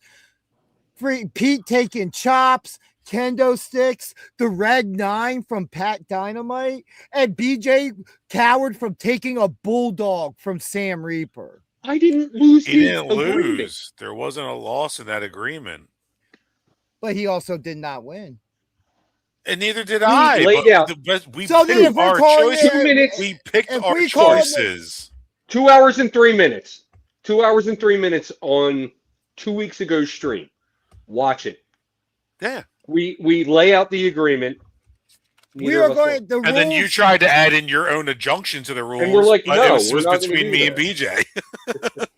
The rules are going to have to be amended for the case of a no contest where neither guy wins, because it's if you don't win, you lose. We're not there yet, so let's get Oh, through this we'll card. get there. But if you don't win, you lose. Just Well, like to be a Grand Slam champion, you have to win every title. There's nothing to gain from these, okay? Yeah, seriously. We have nothing to gain. I just hear crying at the moment. So moving on. What the hell? We're his little army figures that he smashes together. That's what we are in this situation. Yeah. Next up we had a fatal four-way. Not a fatal four-way, I'm sorry. Fatal four-way It was elimination. A four-way elimination match for the Hybrid Women's Championship between Emily LeVay, Nat Castle, friggin' Angel Orsini, and one of my favorite people in the world now, Mia Friday. Absolutely. This was a great moment. Emily LeVay over here. I don't blame Mia for being a little on edge here and not knowing what to expect, but this is just a great moment. You got to see this. Oh, dude, her shriek was piercing. Like when she yelled at the competitors, like they all right there. You could see the sound waves almost. Oh my God.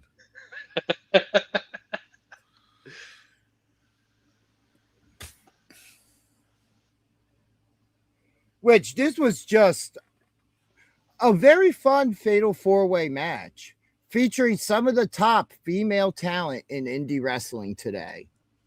And Angel Orsini.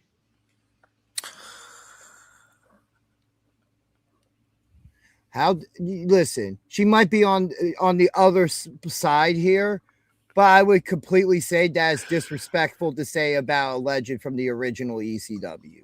Savage. Completely Legends? disrespectful. This moment right here from Mia Friday was And very a Hall impressive. of Famer. Look at that. Okay, so it's on her resume, but she was there for a cup of coffee. She had what, 2 matches there? She fought Jazz and yeah, she was there. Cool. She is Legend. a pro wrestling Hall of Famer who in other companies very well put her body on the line after ECW went under. Oh Completely no, no, I agree, I disrespectful. agree. But the phrase I was contesting was ECW legend. I said ECW original and legend. Right, right. So you take In the pro original part out wrestling. because, sure, she was in the original ECW. Okay, coming from the guy who cowers from punishments. Moving on to this fantastic What fatal punishment did I cower from? All I said was, yeah, I didn't lose that. You And didn't you were win, like, though. You didn't win. no, I'm determined to punish you. So, you know, Because like, you're the hell, only one. You're the only one who hasn't taken a punishment. Do it for the content. sucks. Do it for the content. Sucks to like suck. Pete did. Like Pete did. Sucks to suck. There's a reason those punishment happens. We don't just give out random punishments. We give out punishments because people lose. And you didn't Like, win. All right, did you win? did I win what? Gentlemen, let's go back to the did match. you- Let's just go back to the match. Let's go back to the match. It's not even worth talking about. Like I said, BJ and I, we had our individual bet. Go on. Let's talk about this match because it was phenomenal to see Mia Friday in action in her first East Coast match, especially after we had her on the podcast last Tuesday. Who Pete actually picked? I did because you know what? Yes, Pete Mia, actually did pick her. She is hybrid affiliate, but she didn't do anything to any of my wrestlers in the academy, so I have no beef with her. Oh, She let's talk actually looked about a little talk bit about taken how she when got booed. As soon as she was announced as hybrid women's champion, All right, that building booed the living hell out of her. Well, it's because the building knows hybrid for many malicious reasons for what they've done to the Pro Wrestling Star Academy and SPO wrestlers and PW wrestlers. So, you know, anybody who's coming in rocking that name is going to have the fans against them. It's the bottom line. I was just generally surprised at that, considering they hadn't seen her. She wasn't involved in anything along those lines between it all. You know what I mean?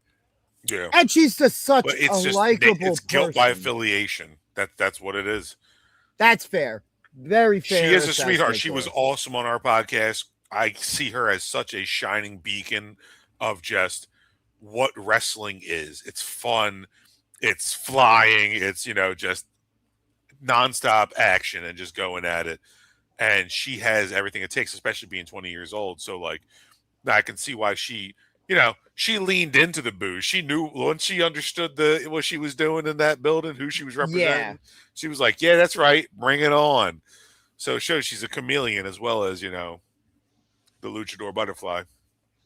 And in all honesty, when it comes to me, I don't see it long before she signed to one of the big companies. Maybe another year or two, we're going to be seeing her either in WWE or AEW, Ring of Honor, TNA. Yeah, nope. That's You shut your mouth there, Junior. I mean, but you guys take it away. That's what I was gonna say when I was like syllable battling with Ginger a minute ago. Yeah, like she was very taken aback by the reaction. I mean, she can't be used to getting that reaction, you know. And I got to imagine like she was at least caught up a little to speed with like what's going on with, you know, the promotion that she's representing. But at the same time, like she definitely seemed like she was not used to that reaction. But, you know, I feel like that's something that kind of gives a nice little balance to her career now. You know, I've never been booed before. Well, now you have been. How did you react? And she reacted like a pro. You know what I mean? Like, Oh so yeah, that was definitely. Once she got over the like, oh, that's how that feels. She was like, and like I was like 3 feet away when she was like, yeah, you "What?" could see that shudder. Like, what? Yeah, and then she was like, oh, and then like 3 minutes later, she's Rick Blade. and then Yeah. 3 minutes later, she's leaning into it, working alongside Net Castle. You know what I mean? Yeah. Uh, yeah. And that just shows that, like, yeah, absolutely, this girl's the future. But Yeah. that just shows she has that ability to work both sides. Like, you see that smile, you kind of get a feeling that this is who this person is as a person, not just a gimmick. Yeah. I like the way that she pivoted and kind of, you know what I mean, reacted. And I But mean, you can just see she's just God, having I'd so much never want to fun. see her work as an absolute heel. You know what I mean? Yeah. I could see her being like a Sasha Banks cocky heel, especially because she said on her show that that's one of her idols. But Yeah. yeah, absolutely. I mean, She's uh, got such a brightness. she has an aura, Yeah. and absolutely. I mean, when she was on our show, like I entranced. Maybe not visually, because there's visual footage of me being entranced with other people. Um, but no, like I was just, you know what I mean? She has a vibe. She has an aura to her. Yeah. And I would definitely, like I said before last week, I would love to see her team up with Flying Ryan O'Neal because I feel like they would be a phenomenal tag team. Well, the hair. I Ooh, mean, nice just the little hair voice crack. alone. The hair alone is like Yeah. reason enough. But even the tassels, like, Ryan's got the tassels on his gear. She's got theirs on hers. Like, hell yeah. That's flying Yeah. through the air. Nat Castle comes in and splices Angel to break up the pin, which it's an elimination four-way. And Mike Um, Hamilton Sr. coming in with that slam. hey, Mike Hamilton Sr. said Mia's winning this match. I mean, it's hybrid rules, so anything goes, but that was crazy. And she got the pin on Angel Orsini. Yeah. What a notch in her belt there at that point, right? Yeah. To not only get the pinfall, but to win the match as well. We didn't. I feel like I hope she comes back soon, because I feel like there's a lot more to her in-ring ability that we weren't able to see. Dude, we didn't Just see because of the like situation, anything. it's a Yeah. four-way, so you know what I mean? I feel like we need to get her back in a one-on-one match defending that belt against somebody. Mother Empress. Ooh. And we need to see what she can do one-on-one in the ring. Live in person. I mean, we can look it up on the internet, but like I like to talk about the wrestling that I see in front of me. I agree with you. I would like to see her in a singles competition where we can actually look at her in ring. You know what I mean? Because, yeah, the highlight reels, they're there online, but this is a talent. And that's yeah. And yeah, clearly that was evident. Um, but Mia Friday definitely showed up, shelled out. I don't want to give lack from giving Amity LeVay her flowers, but she was in that match pretty quickly, man. I don't know if she was supposed to be out of the match that quick. And that was another case of like, okay, the crowd didn't really know, and either did a lot of people in production, that it was an elimination match. So Yeah, when I was like, Amity got pinned, like everybody thought the match was over. yeah, so I was Um, saying, I'm like, what? It's over already? I can confirm from being in production that everybody was informed. It's I okay. can, It's okay. I Mistakes can can. be made. It's fine. It's not, it's not always perfect back there. Oh no! I'm just saying On everybody was. commentary, at least. I'm just saying everybody was informed. No. On commentary, at least, Clockshaw after that was like, "Well, I was just informed." Sorry. Well, I was just informed that this is an elimination match. So you know what I mean? Like that's what I meant by production. Um, Oh my god. and that's the Dude. last time that name will be mentioned today. No, it won't, because I was highlighting the sideshow creature feature. What does that And have to do with what we're talking about, right? when he's going full steam ahead, he's running towards him, and you hear you in the background go, full steam ahead. Did you get what I said after that?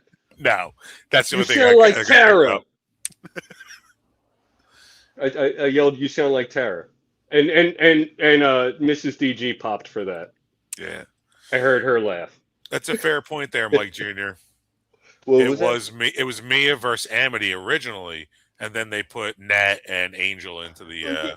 Well, because Angel had to get herself in the match, so in turn now. But what about Again. Nat being involved? Like, why didn't it just be a 3-way? Like, why did Again. Hybrid have to throw in a secondary? Again, it was an SPO hybrid show. But the match had already been booked. Had already been booked as a singles match. Right, They- and SPO was like, "Oh no, we want someone from our team in here." Which again will just bring up my point from earlier. Hybrid might not have been happy about, but they're still willing to share the spotlight. But in turn, they also put another one of their people in there. Right. Yeah, and we Right. saw Nat Castle and Mia Friday work together in tandem a couple of moments in the match where, Yeah, you know, not completely though. not completely, but at the beginning of the match, you know, they were both For- like Team for a while, Hybrid, yeah. Team Hybrid, and then they, you know, worked together and beat up Angel and Amity a little bit, and then they went their separate ways and decided to turn on each other. Yes. I mean, again, Mia was pinning Angel, and Nat spliced her. It's an elimination match. You don't Oh, I get break up a pin. Number one, Angel had to correct that. Angel had Mia in the ring, the angel wings, and her submission hold. That's what. Oh, Nat was I broke like up. picturing that wrong in my head? Okay. That? So she was saving her teammate, her fellow Okay. hybrid teammate. Okay. Yeah. I'm sorry. It's so much wrestling. So much wrestling. But yeah, let's move on. Before we start playing this package, the next match was for the Hybrid World Championship with the Feral Face defending against Justified JP Grayson. Now, before I start playing this is before the bell rings or as the bell's ringing. Look at all the weapons already in the ring. Yeah, they were prepping for. I didn't know what this match was going to be. Like, I didn't know who was next. I thought it was going to be the Sean Henderson match versus Dr. Redacted. But when I found out that it was the Face versus JP match, I was like, oh, damn. This is about to go down. Because remember last week, I was asking, does JP have what it takes to go? And I think we got our answer this week. Yeah, we found out he definitely does not. He needs help. All right, well, I'm going to get this video rolling. You guys can talk about, and I will return. Yeah, there you go. Yeah, JP does the smart thing and attacks right off the bat. Honestly, it was like a teenager against a horror movie villain at this point. Like, you can do whatever you want. He's just gonna pop back up. And eventually, there it is. Yeah. He does. Oh no, Feral Face. There needs to be a horror movie where Feral Face is the is the Is killer. the big bad. Yeah. Like, because he absolutely, like, that is the image, you know what I mean, that I see when I see him in the ring. But yeah, JP just getting manhandled, trash can lid over the head. You know, he's over there thinking like, I didn't know what I was getting into. Oh my God. But not as articulate. Face with a trash can lid drop kick. You know, let's get the door fragments. Yeah, take that. Yeah, you bitch. All right.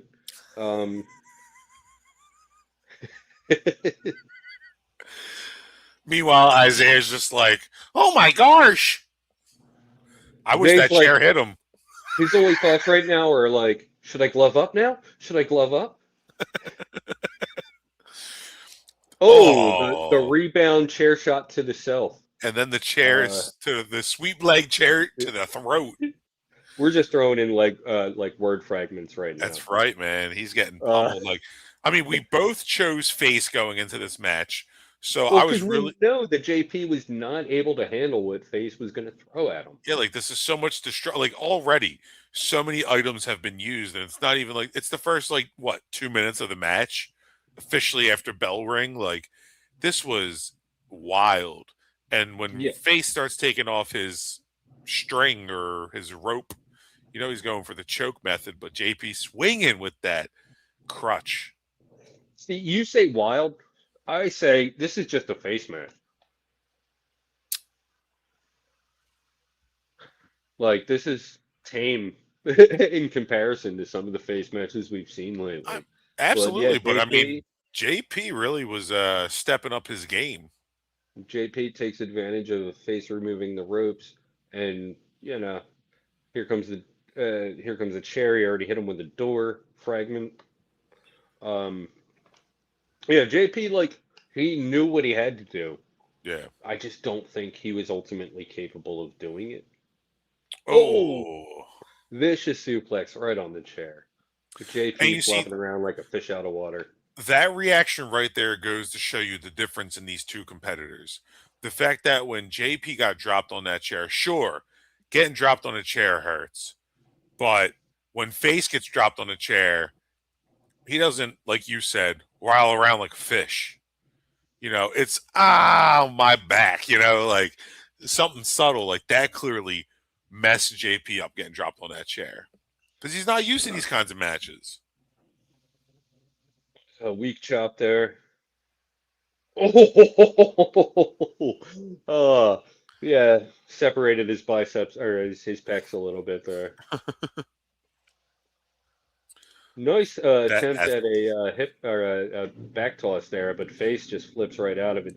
JP lucky enough to hit his finisher. first impaler. Or no, The that's skills. And this, oh my God, unprettier. this is fun. You don't expect stuff like this to happen in a feral face match. You know what I mean? Not You at expect all. blood, you expect brutality. You don't expect what's going to happen shortly. So Dewey runs in and breaks up the count, And which when do leads we ever see Dewey jump into the ring? that's literally the first time in my years of watching him. This is a beautiful moment, though. When it Trading happens. the blows, boo yeah, boo yeah. Unfortunately, the crowd, they're Mount Holly people, it was going the wrong way, but you know, No, I they were give going them the right credit. way. I give them credit for making the $15 it cost to get through the door.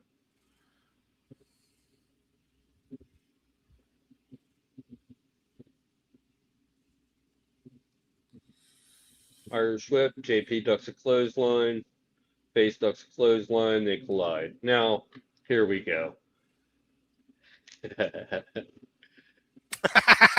Skills and Dewey Yeah. both reaching I for the forgot all tag. about this match, or this Yeah, part. Oh Skills and my Dewey both God. reaching for the tag. We get Dewey tags in, Skills tags in. Let's go. Manager fight. You don't see this enough in indie wrestling, and I mean guys like Skills and Dewey, Why is it freezing? like There Skills, we go. Skills. He's in good shape for not being an athlete, but Dewey, I mean, this guy's old. He's out of shape. You know what I mean? They're I knocked the throwing down. cap off. They're throwing down. The cap goes off. He saved the shades, but Dewey charges and gets caught in a headlock, and There was Skills Joe Hale. There was Joe Hill. Hope you're still watching, Joe. He probably left when everything got crazy. This part here is a part I absolutely love. I've been sitting here listening to you guys just so I knew when to jump in. Then I look at the screen. And oh wow, yeah. I was looking at the wrong screen. The Dewey and Skills being tagged in moment. Yeah. Oh, you're way behind. Yeah. Yeah, streams lag. But yeah, that was an absolute amazing part. And now here we go with the bullshit. Yeah. The bull number one. Not the number 2. This is Freeze. just a little leakage right here. He got distracted by cougars, quote unquote. Yeah, I see, and that's where like Two my suspension of unprettiers. disbelief kind of is a little, because Face is the MILF hunter and everything, but these women are pushing 60. That's why he's the Cougar Conqueror. Right, the MILF hunter, the cougar conqueror, right. But Age is. no, 60's kind of out of cougar range, like cougar range. I don't know. Isn't that coug? Isn't that coug territory? What would that be considered? Yes, it is. That is Cougar territory. I would. Okay. Hold Whatever. on, let's ask Google. Pete, please do live. We are pausing this at the moment so that we get this definition. Pete, Oh my God. the stream is. Oh, whoops, wrong click there. It's all yours, Pete. A cougar is a mammal A indigenous cougar to is North generally America defined- and South America. A cougar is generally defined as a woman aged 40 or older. Okay, so it's just an or older. Like you could be a 90-year-old cougar. Yeah. Okay, I thought there was a range on that. No, I feel like MILF has a range. I feel like even Well, if you had- it does, because then it becomes gilf. Yeah. This is inappropriate. Let's talk about From MILF to cougar to gilf. boy, we're talk it. about In 90 days. What?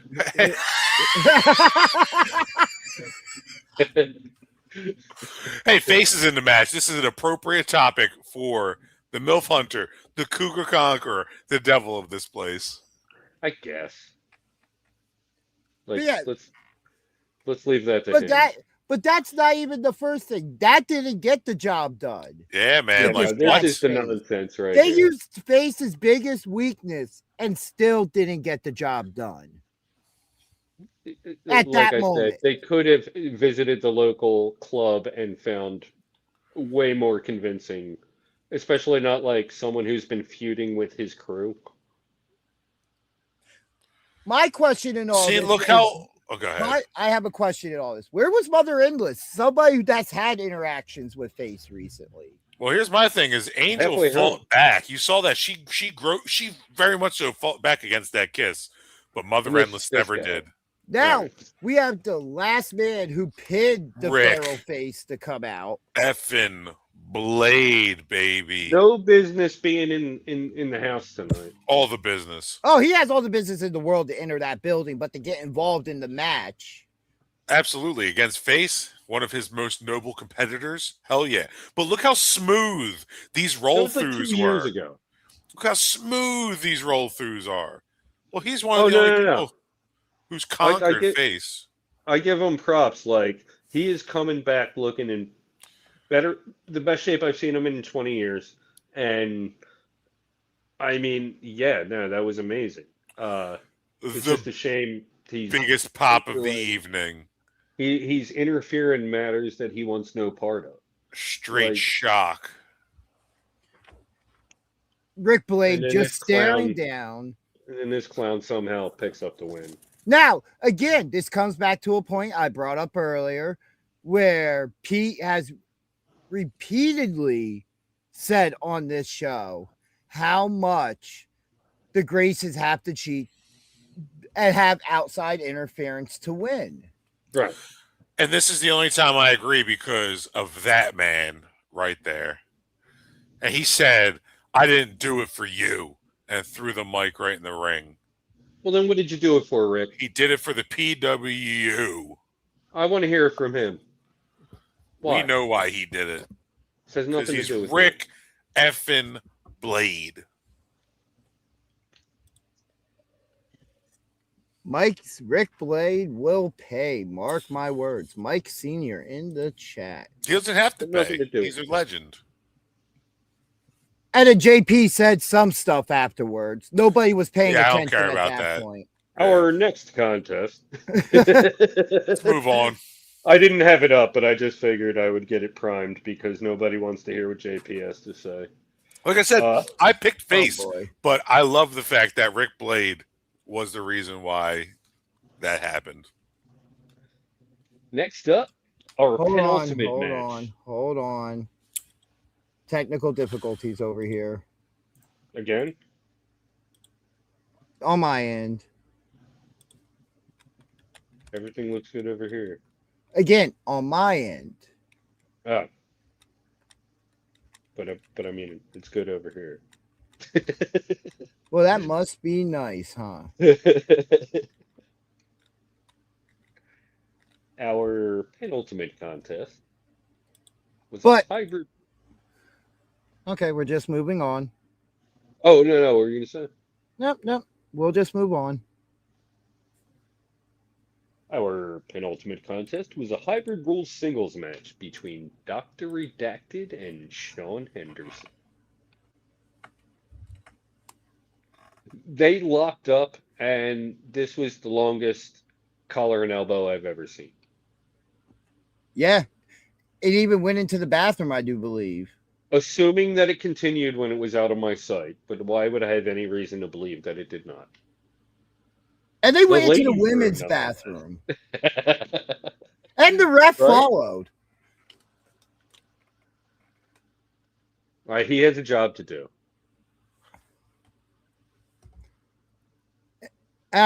Was this pinfalls count anywhere or no? It was a hybrid rules match, so I'm assuming it was sorry, not ECW style. I'm assuming it was anything goes, but the pinfall has to be in the ring. Skip ahead a little bit to them coming back out. As his elbow collar tie-up just continues. This collar and elbow, it has to have gone on for like a minute and a half at least. It has to be a Guinness Book of World Records at this point. Finally, no man comes out the victor of that tie-up, but we're about to get some action. Well, after the ring fills with weapons. Yeah, and which you would expect in this situation. Of course. I mean, when you see Sean Henderson versus Dr. Redacted on a card, that is, I mean, I'm surprised it took him this long. Yeah, I agree. Disappointed there were no gusset plates in this match, but at the same time, I understand. That's probably something that we're not going to see a ton of at the PWSA. Until it's actually called for. And I just love how he throws in the door. Sean Henderson just sets it up in the corner. He And this throws in was- another door. It was hilarious, the camaraderie between the two of them during this match. Like, he tosses a door in, he sets it up, you know. We got a PS4 controller there. There was a PS4 already in the ring. Yeah. Was that your broken PS4? No, I still have that. Oh, I still have a broken PS2. I think it was Joe Hales because he was talking It about was bringing Joe Hales. something. He said he was Yes, bringing yeah. something to the event. Yeah, he talked about it a lot that week, yes. But yeah, so the weapons come into play. Henderson takes a chair to the face. Sabu style. I will say that this match was fairly tame compared to what we saw. Speaking of Sabu style, we get a hip attack, a chair-assisted hip attack. What was that, Pete? I said, considering like what we've seen from both of these guys in previous matches, this was a relatively tame fight between the two. Yeah, I gotta say, yeah, I agree. But then again, at the same time, like, it was definitely hardcore. Oh, absolutely. Like, we saw some Here great it is. spots and some crazy moments. Here's the distinction. It was hardcore. It wasn't a death match. Yeah. You know, but like you said, there was the camaraderie. Like, you could see, like, they were friends having a match and, like, giving it their all. But It also gave at the out the same time, vibe of just two friends out there trying to have fun while beating the hell out of themselves. yeah. Because I love when Redacted was, pardon my French, but I feel like MF already sent us over the line. Fuck you, Sean! And then it was something. I love you, Sean, but fuck you, Sean!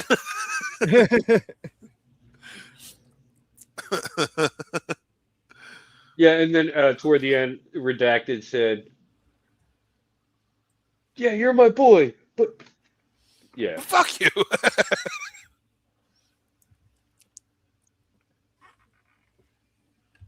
Yeah, for a match that was essentially a hardcore match, it was an entertaining match. Yeah. Both these guys went out there and dealt some damage to each other still. I was a little offended by all the PlayStation hate from Sean Henderson Agreed. as a one-time Xbox user and lifelong PlayStation user. Lifelong. I'm in my 40s. So half of my life I've been playing PlayStation, and I played Xbox once and was like, You think you're gonna make it to 80? no. Yeah, absolutely. Yeah, I got that Mullen. I got it. Yeah, I'm ready. Tell it to your liver. I know I ain't making it to 80. I mean, I'm in the best shape of my life and more active than I've ever been in my mid-40s. I am BJ Drinks Beers. That's not even all right, Eddie. But it could be your tag. I'm the most active I've ever been. I'm in the best shape I've ever been. Let's get back to talking about this match here. Well, thus far, I'm waiting for the ironing board. So, like, yeah, that's where we're at. Oh, hey, look, the ironing board happened. No way. The old trash cans. This looked disgusting. Honestly, like this trash can spot coming up. I'm like 8 feet away. Ow. Right in the face. Like he really did not hold back on that swing. Oh yeah. With the ironing board? Oh yeah. That was like trash can too.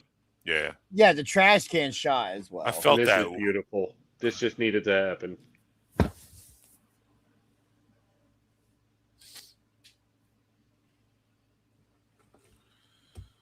Man, Redacted can take some punishment. We all know about that. Like I said, the fact that he made it through a match without blood running down his face really surprised me. Yeah. Was definitely expecting some blood at one point or another from either of these guys. Yeah. Pete, I don't know if you were out there with me, but there was a funny moment when Redacted was leaving the building. And as Joe Hale was saying something to me that I was about to object to. Okay, you were there. Yeah, Redacted's walking out, and Joe Hale says something to me, and then real quick is like, "Hey man, we hope you come back soon." And in response to Joe Hale not even processing what he just said to Redacted, I was like, "No, we don't." And with a finger, "No, we don't." And Redacted looked at me, and I was like, "No, dude, I was talking to him. Oh my god, I'm sorry." Yeah, hold on. Let me go right back real quick. This right here. Yeah, this. Oh my god. Ow. Freaking brutal. Just that shockwave down the spine. But yeah, no, that was so funny. He was like, "What? Jeez, okay, don't come back." No, I'm sorry. I felt like that would have been the perfect opportunity to be like, "Will you come on our show?" I think we did mention something to him, and he's just like, "Shoot me a DM." Oh yeah, we may have. Yeah. How did we manage to both forget about that when we could have shot him a DM? Coming soon. Oh, here we go. Both of these guys actually have said that they intend to come on the channel soon. Oh yeah. But yeah, these guys have a brutal match, even with no blood. That thrown chair to the face, just in general, that whole, every time I see that, it's cringeworthy, and but Henderson barely got his hands up right there. And that clothesline, man, that looked just so brutal to the back of Sean Henderson's head. That was a great match. That was a fun match. And shit, might have been top 3 for me, definitely. What, tonight? Or Of Friday, yeah. night? And even after the match, the show of respect from Dr. Redacted. Yeah, Well, they're just friends. exactly. Who get to beat the hell out of each other with, random objects and slam each other into the turnbuckles, to the mat, and to the wall. Hey, like you said, that was pretty tame for those guys and for what we've seen from those Yeah. guys. Yeah, They're 100%. deathmatch buds. And neither of them died.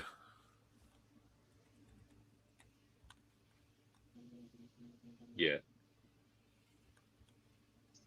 that was weird. Yeah, totally. Our main event It's main event time. was supposed to be a Well, singles match well, yes, but it goes in stages, so we should probably just go along with the pace of the match as things happen. for the SPO World Championship between Tommy Grayson and Connor Claxton. Which I will get the footage up here. I'm trying to get it to a good point in the match here, where we're Was I too already. fast for you there? No, I was already going through it, and then I went too far. Because this was another hard hitting match. Ginger, you've gone too far. Always. So we'll pick it up here. Smash-tastic.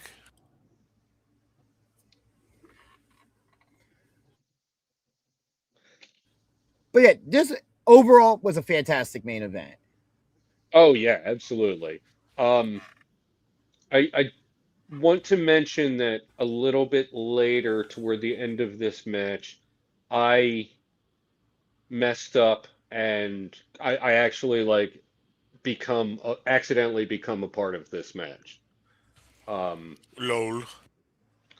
And it was a situation where I was like, oh, I know what's going to happen. I should do this just to help. And that backfired. So we'll get there. But I should use the restroom. Tommy Grayson really putting on a show tonight against Connor Claxton. Good gosh golly, we've got Dewey Donovan over on the side getting chased by Connor Claxton with a kendo stick. But you know what? Dewey's like, I'm out of here. You're on your own, Tommy, because overall, in the end, Dewey still is a piece of slimy trash. Why haven't him and Mike Trash gotten together and had dinner together? Because they're a perfect match for each other.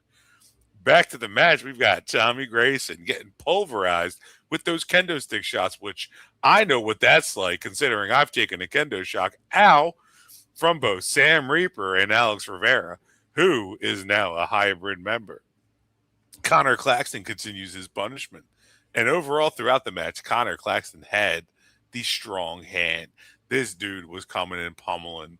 And even though I chose Tommy Grayson out of desperation, that rhymes, so you know it was meant to be.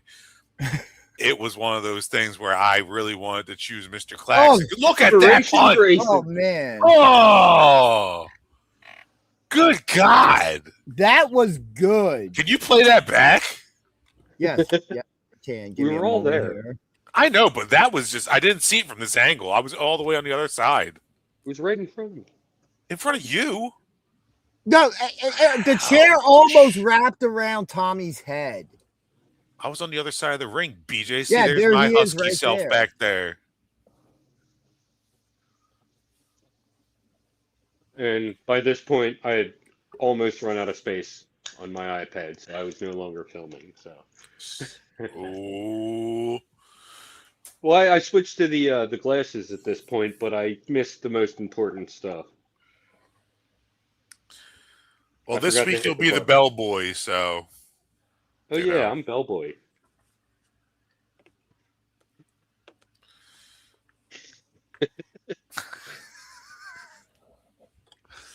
Tommy Grayson setting up them chaps.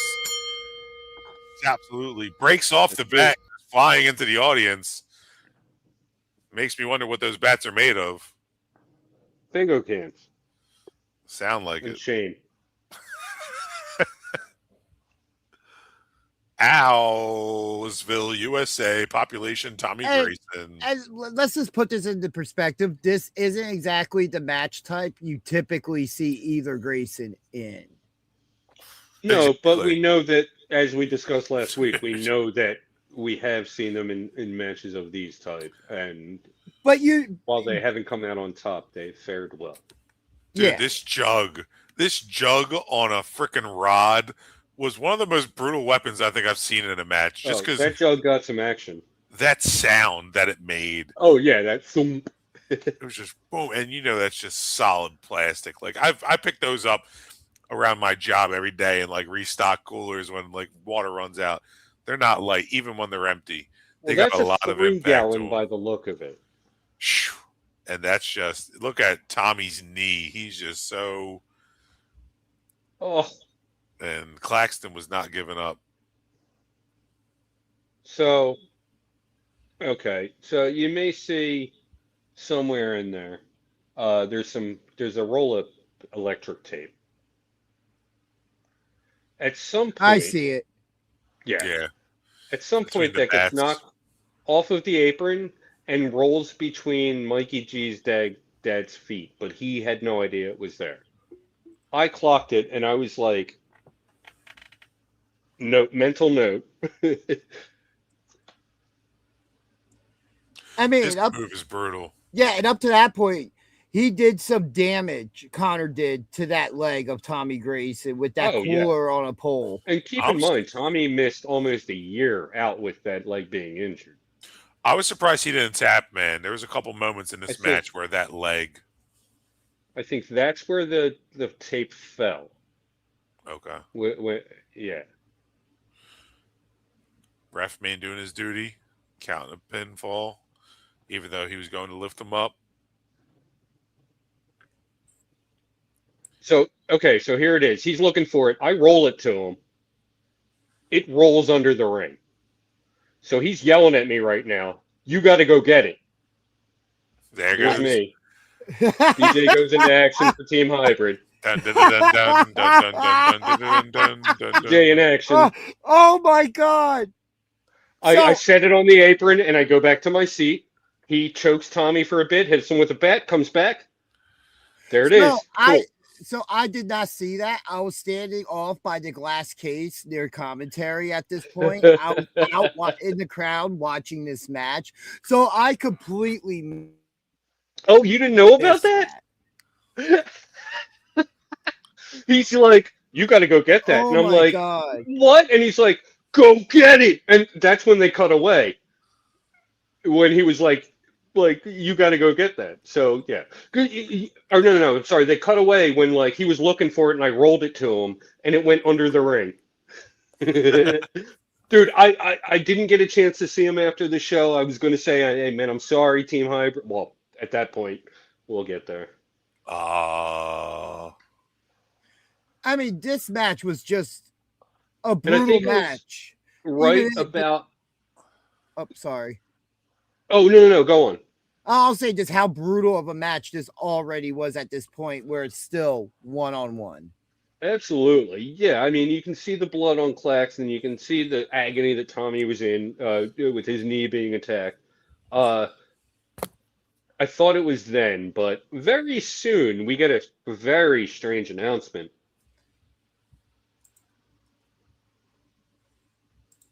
Oh, that wooden bat to the back of Claxton, man. Oh.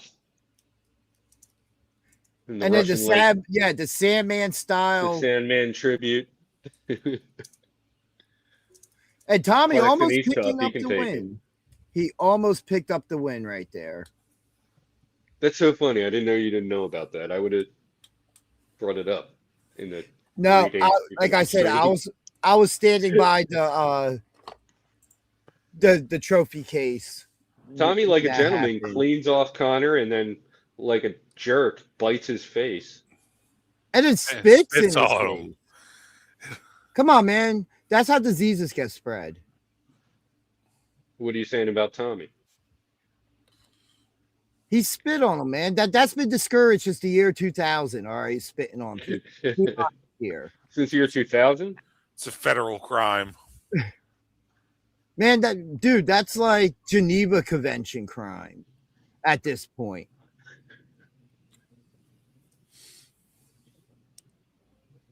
You know, and Ooh, regardless of the outcome of this, much respect to Tommy Grayson for what he went through in this match. you just made it sound like Tommy's going to lose. I mean, much respect to all the guys that were in this match. Wait, all? What do you mean all? But especially him and Connor.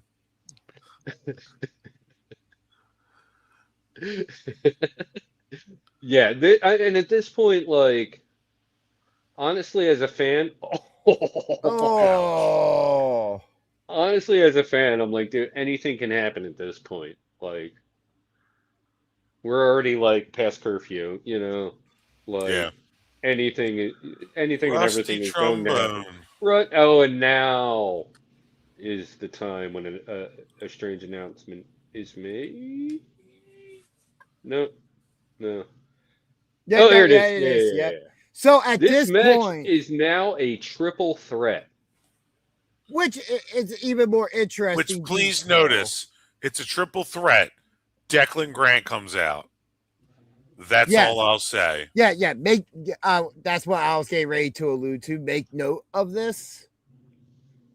Then we have, oh, look, Pat Dynamite finally shows up to help somebody. Where was he to help his tag team partner, Billy Gold? Yeah, he helps freaking Tommy Grayson, but not Billy. What the hell is that about?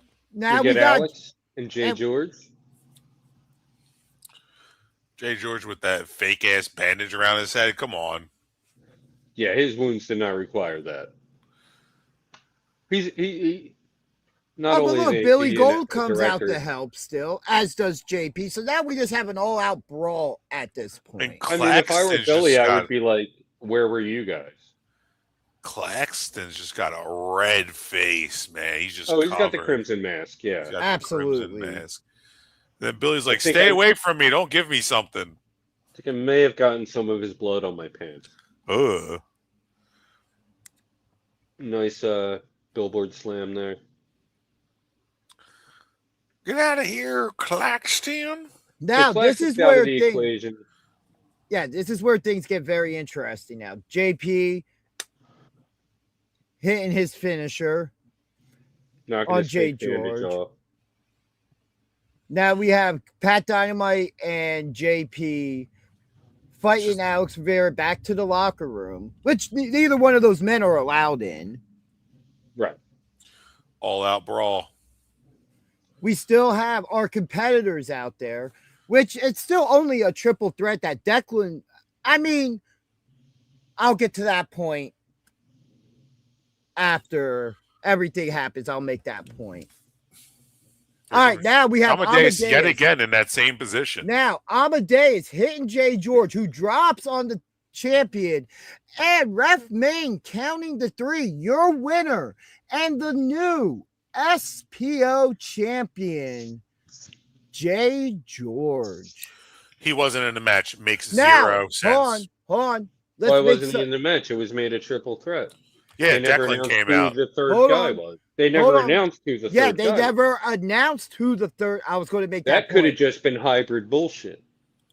So there is When more Declan footage comes running out and for they us to announce show. it as the 3-way match, Yeah, but they it's didn't Declan say Grant. your third competitor is Declan Grant. They didn't say that. They just said it was a triple threat. Well, then it's a his name- 4-way they match. just said- Why? But they Declan wasn't just in the announced match. a He was just supporting Jay George and Connor Claxton. Yeah, it was never fully announced who the third man was. It was just announced this match is now becoming a triple threat. One would assume, as you do, Pete, that Horseshit. we all assume it was Horseshit. Declan Grant. But they never announced a name attached to that. Bullshit. I don't care. It's still bullshit.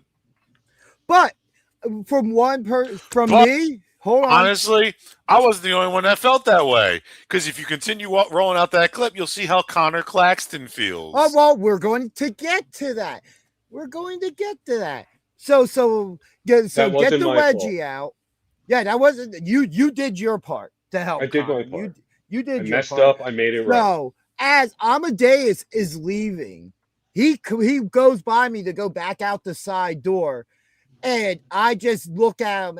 Hey, thanks for the help, Amadeus. What happened there? Because thanks to Amadeus's interference, Tommy lost the SPO championship. Yeah, Amadeus, he got lucky the first time, and he actually ended up costing somebody the match, and tried his luck one too many times. But Pete, I do understand your point within the confusion of the announcement. The only thing I can say to that is there was never a name attached to it. Because typically in that situation, when a guy enters, they also announce the competitor's name, which they did not do. I get it. I can still call bullshit. Oh, yes. You are 100% to have your opinion. It doesn't mean it's correct. Whole card was rigged from start to Bottom finish. line, Really? the SPO championship is now property of Team Hybrid. Especially after they stole the hybrid championship, bringing out women to distract face, having Rick Blade, the last man who pinned the feral face, come out and help take that title, our title, away from us. So in turn, I wonder how much PWU or SPO paid Rick Blade for that.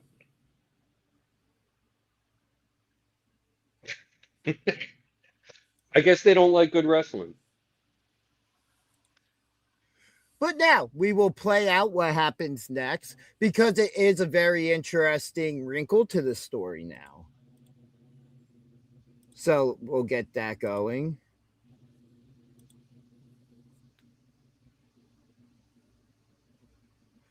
Connor, who you can see out there, is not too happy.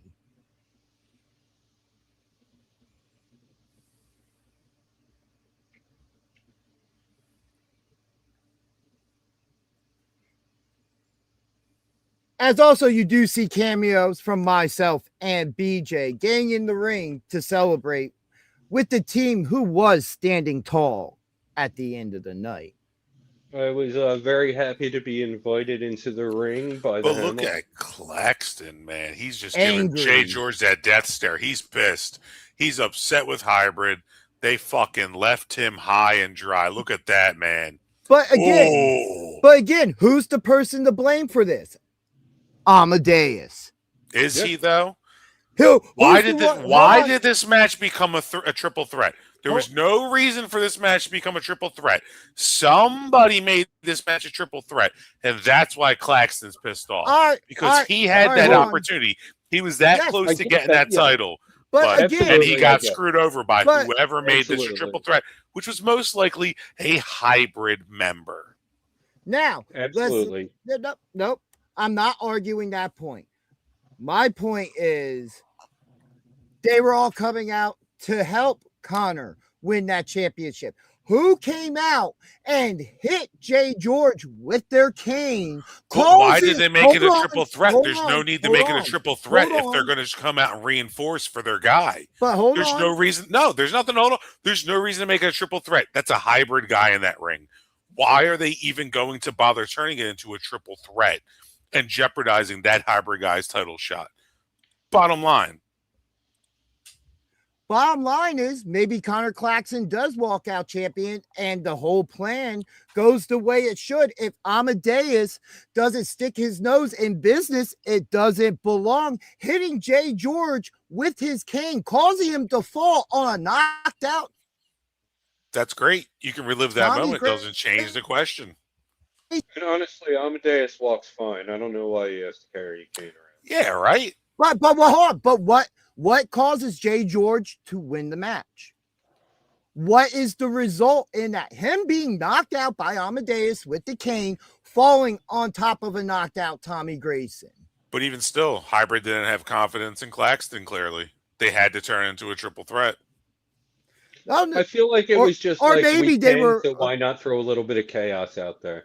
And also, why not play the game that the back seats always play in having outside interference to help them win? So they played. I mean, the you can say what back-seat you want, game but I'm against still them. standing by my statement. Claxton's a beast. Claxton's a tank. That dude is an enforcer. That dude is that's not the fighter. But but there's you're no not reason to turn willing into a to- triple threat. That's not the part I'm arguing. Well, that's all I'm saying. That's the end of my argument. I don't need to argue it. I know where I'm at with it. You can say what you want, but I'm staying steadfast in my statement. Bottom line. There's nothing you're going to say to change my mindset. But why does Jay George win the title? What causes him to get that pinfall victory? Because Face won or Face lost the hybrid title earlier. No, because because no, it doesn't. Now both team has a trophy from each other. But what does that have anything to but do with who what caused happened and why? that? Who caused that moment to happen? Amadeus coming out, interfering, putting his nose in business it doesn't belong. That's great. Amadeus stays back wherever he crawled out of. The match goes differently. Now, I will say this. Does Connor Claxton have a right to be upset in the situation, in the way things played out? Absolutely, he does. He is a bloody mess at ringside while everybody else is trying to help him get the win.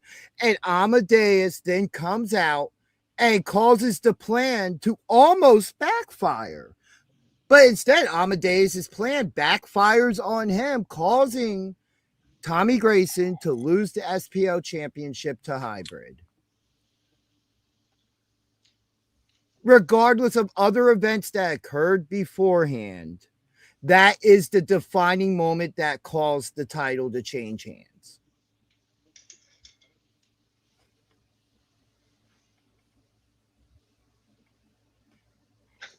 What are you waiting for? I have no response. You've heard my response.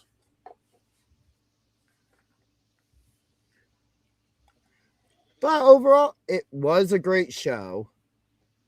You know, this war obviously is far from over. And again, I can't put my finger on it. Great show, weird vibe. Agreed. Yeah. Like, very ungrateful fans, like, booing the people who are,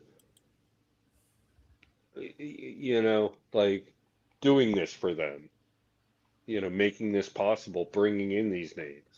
It was a weird vibe. Yeah. And this is even somebody I feel bad in Nicole, who had to leave the building with Amadeus, probably hearing him complain about how much he screwed up interfering in a match he didn't belong in. What's a first? I'm sorry, I don't know what you're referring to. Yeah, there's been so much. But in the end, as we said, slight weird vibe. But in the end, a fantastic show from beginning to end. She's saying you having nothing to say. Nicole, you weren't paying attention to everything that I did say. I said what I needed to say, and thus that's why we moved on. So, and then Ginger filibustered. Filibustered. I love. Great way. Let's see. Joe Hale in the chat. So my question is: there punishment this coming week for the loser? Joe Hale, what are you producing this?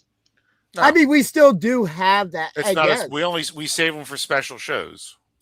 Oh, and this was a special show. Yeah, this was. But... And so I will reveal the results now. Joe Hale, you were there when we were discussing it as a group. Pete did lose the predictions, but since Pete had a get out of punishment free card for some reason, well, I gave it to him.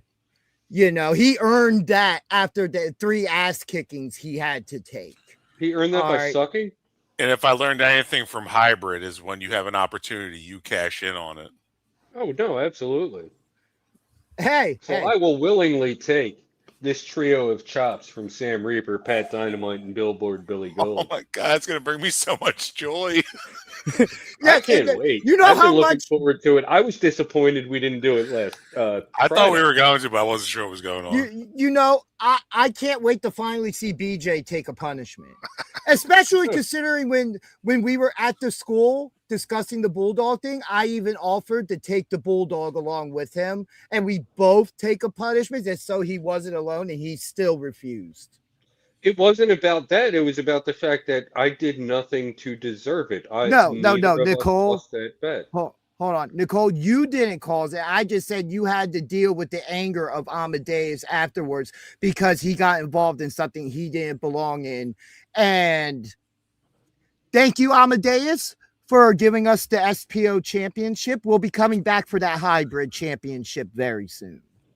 And Nicole, yeah, you kind of did. Yeah. You're affiliated with Amadeus, so you caused I don't know it. how, but you did something. You didn't pack him a tuna fish sandwich for pre-show dinner. There it is. There it is. But yes, overall, I did enjoy the show. Never had a problem with taking one if I earned it. Thank you to the Hamiltons for allowing us to come in the ring with you guys and celebrate this momentous. I was just saying thank you to the Hamiltons for allowing us to be in the ring with Team Hybrid, celebrating such a momentous occasion with Jay George and all you guys. And also, even though BJ did not come in with us to take the photo, I do not have permission to cross the threshold. This is what a winning team looks like. You can Photoshop me in, though. Can you use that face?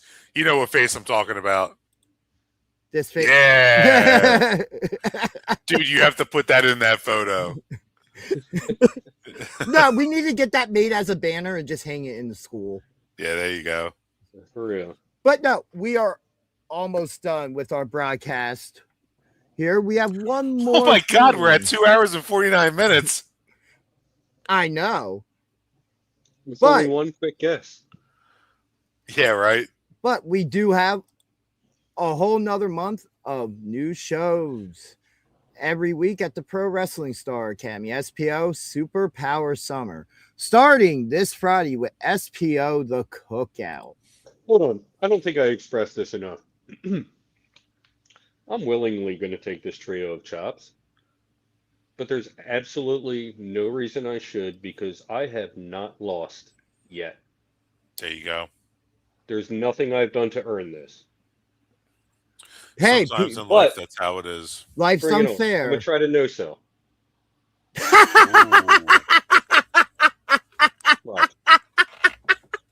You're going to sell a Billboard Billy Gold chop. That's what you're telling me. First of all, I said try, and there's a build-up, so I can no-sell a Sam chop. You know what? I might what? be able to no-sell a Pat chop. You know what? I feel like Billy should go first. That doesn't make any sense. No, it doesn't make any sense. Why Just like when you buy a variety pack of beer and you're deciding what beer to drink first out of the pack, you go lowest ABV to highest. So that's what I'm doing. I'm going. That sounds like the coward's move, not to get the toughest chop out of the way first. No, dude. After Billy's chop, Sam's chop's gonna feel like a mosquito bite. Yo, I wouldn't sleep on Sam's chops. That's all I'm saying. Oh, and I'm not. I've seen him chop many times. I'm not sleeping on it, but I'm saying I'm not. I'm willing to take the Billy chop first, but the order that I presented makes the most sense. Agreed. You build up. Why do you build me up, I mean, if we're really going to say who should go last, just to chop me down. I mean, if we're really going to say who should go last in the main event, it should be the champion. And depending on how I feel after that third one, I might invite someone else. The stipulations were set at the predictions. He said Sammy, Pat, Billy. The end. Yeah. At that point, I'd just be having fun. That's what you say. And if you're that confident, then let Billy go first. That's all I'm saying. That doesn't make any freaking sense, dude. We're talking about you taking chops from 3 people for predictions that you didn't lose, and Pete got to pass on the punishment. Right. All right, none of Let's this makes try sense. to keep it somewhat within reason here, and like No, we're you know, no. This is pro wrestling. Nothing makes sense. yeah, but Card what you're subject to saying, change. what you're saying, oh, ha! So who do I believe in this case? Do I believe now, or do I believe whoever it was then? Well, since that was Amadeus again, thank you for helping us bring the SPO championship to where it rightfully belongs. But we do have a card for this Friday to talk about. So let's get to nice. No, the order was specified in the bet. The order is not changing. Exactly. I And think it on should. to the cookout. Hold on. You guys It's did amazing that things we that got were this. said, and you were like, got this "No, crazy here's good what's show going to coming up. happen." You know That's what? We're not having this cool. crazy good You show gotta coming up. Hold on. Sorry. Time out. You Friday have to night, we've got the literally what was cookout. said was the bet, and that is what the bet is. You can't just throw. And now he's. Oh wow, he like totally left. Anyway, so Friday night, we've got the cookout. I'm getting there. There we go. Boom. Sam Adams with Mike Trash versus Twitch. Don't think there's anything on the line here. This is just a match to have a match. But I can't wait to see it, man. Like, this is going to be entertaining. Oh no. This is one that like I totally would have like, you know. This is on the dossier. Danger Ginger just messaged. His internet crapped out on him. He didn't just bail because of all of the noise, which is believable. But like he also said for us to wrap up. So I'm going after rails on a crazy train. Going after rails. That's off the rails. Off the rails. But yeah, regardless. Anyway. Let's get through this card because Daddy needs to eat. Hey, considering we went 4.5 hours last week, I suggest you zip it, Ginger. He's not here now. He can't hurt you. But he apparently messaged you. Daddy Gin's message. He messaged in the Instagram group chat. Oh. It just popped up on my screen. My phone's over there. We have the dastardly Sam Adams versus I'm only here every couple of weeks, Lucas Twitch DeSangro. Right? He's too busy singing them jams instead of dropping them bows. And one of these weeks, if the PWSA is not having a show, I think it would be fair for us to like make our way over to Odd Logic. Yeah. But that's neither here nor there because the PWSA is going strong all month this month and all month just about every month. Anyway, next up, we have a match for the Traveling Skywalker title. JJ Smith versus Billboard Billy Gold. This would be a very interesting step in Billy's evolution if he were to take this title. I'm always rooting for my guy, Billy Gold. Do I think he could... Right there with you. Welcome back. Do I think he can take this title from JJ? Yes. Yes, I do. Something in me tells me that JJ is walking out of this. Madam, no discredit to Billy, but just you see him pointing to the brain. He has plans. He has schemes. Billy just wants to beat you up. This guy wants to use trickery. You know what I mean? Like I feel like this guy has something up his sleeve, and he could walk out of there still champion. No contest. I believe in the third part. That's it. You get choke slammed. Next. Yeah. Team Disconnected. Team Hybrid? Team Hybrid. Can I tell you, and I'll be honest with you, I'm so disinterested in this match. Ooh, why? The I don't floor know, is man. yours. Like, I could just care less right now, man. Like, what the hell was that show up by PWU on Friday? Like, we got what? 2 wins out of a card of 10 matches? And it's like, oh, cool. Now you want to put the back seats with Pat. You want to have them taking on Rivera, George, Declan. Like, cool. Where were you Friday? Where were you when Billy was in the ring? And all these guys were beating him up. Like, that's great. This is the cookout. Ooh, phenomenal.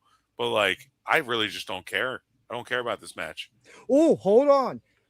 You see the truth, Somebody you feel it, wants to embrace the come dark on, side. and I have a feeling they're going to respond to me personally. Oh, Who?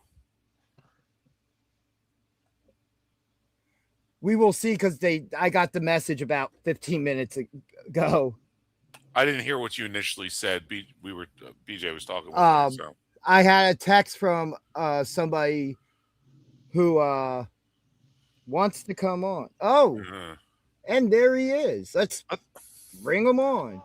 Hey, thank you for helping us get that SPO title on our side there, Amadeus. I'm glad I got the chance to say that to you face to face. Don't brag about things. It was an accident. It was a terrible, terrible thing, and you know it. Are you kidding me? You jumped up on the apron, much like you did earlier in the evening. You hit Jay George with the cane, but this time, instead of it playing into the favor of Robbie Illuminati getting the W, he landed on Tommy and took the title away from Spo. Like, you didn't get enough revenge earlier in the evening? The issue was very simply this. I went to hit Jay George not understanding he was a third man, not understanding all the consequences to the actions, and lo and behold, okay, even I, the great one, can make mistakes. Do you understand that? I'm there with you. I thought Declan That Grant makes was a lot the of third man coming into that. So I was really taken aback when it wound up being Jay George getting the pinfall, because in the clips, which I will post, you can hear me. Literally, I was very, very pissed off about that moment. Don't you think Amadeus was pissed off too? The anger, the frustration, the entire situation that took place. Don't you think I was a little bit angry myself, not knowing, and then realizing when he fell on him it was a 3 count? I stood there in complete shock. But keep this in mind. Jay George's reign will not last forever. I beat him once. Maybe, just maybe, if he puts the championship up, I can beat him again. No, we'll beat him again and bring the belt back home. Did that ever occur to you? Probably not. No, I mean, hey, we could only time will tell what winds up happening between you and Jay George, but we just know that Friday night was high stakes with it being a hybrid card and hybrid show, and that ending to the evening definitely you could see it echoed across the audience that we were all just very let down. You were let down? Yeah. You were let down. Yeah. Think about what you're saying.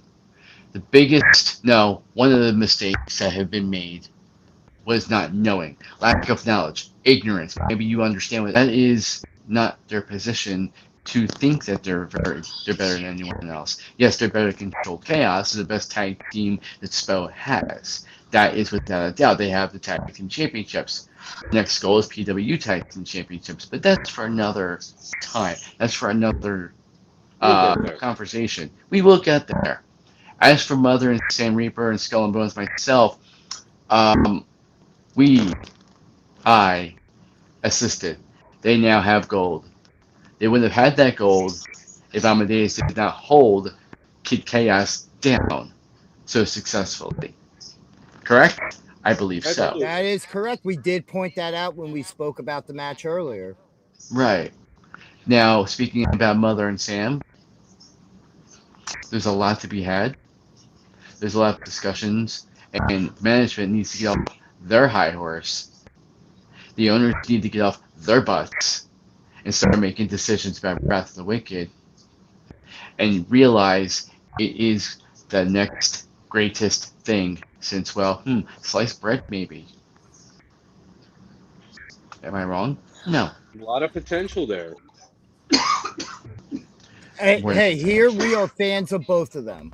We absolutely love Mother and Sam on this show. Sam is one of our regulars. Understood. He's a great performer. He's a great wrestler. He has just about everything needed to be successful in this business. As does Mother. Did you watch where I bought my medicine cabinet? Any further questions? No, I think that's all we have here. Fair enough. Thanks for stopping by. Well, you're welcome for having me. Yeah. It's been an honor and privilege for yourself to enjoy this. It's now time for Amadeus to bid adieu. Have a wonderful night. You have yourself a good evening.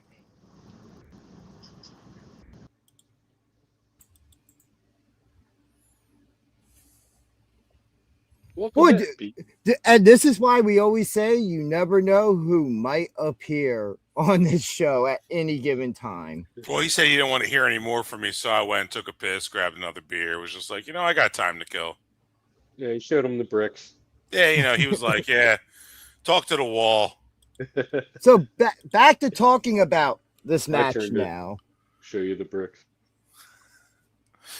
Yeah, I pretty much said everything I need to say about that match. You even put me up on the big screen, so I know BJ just went and did his trip. So what do you got to say about it, Ginge? I'm very interested to see the actual, because we know that Team Hybrid is very much a team when it comes down to it. They move as a team. They move as one.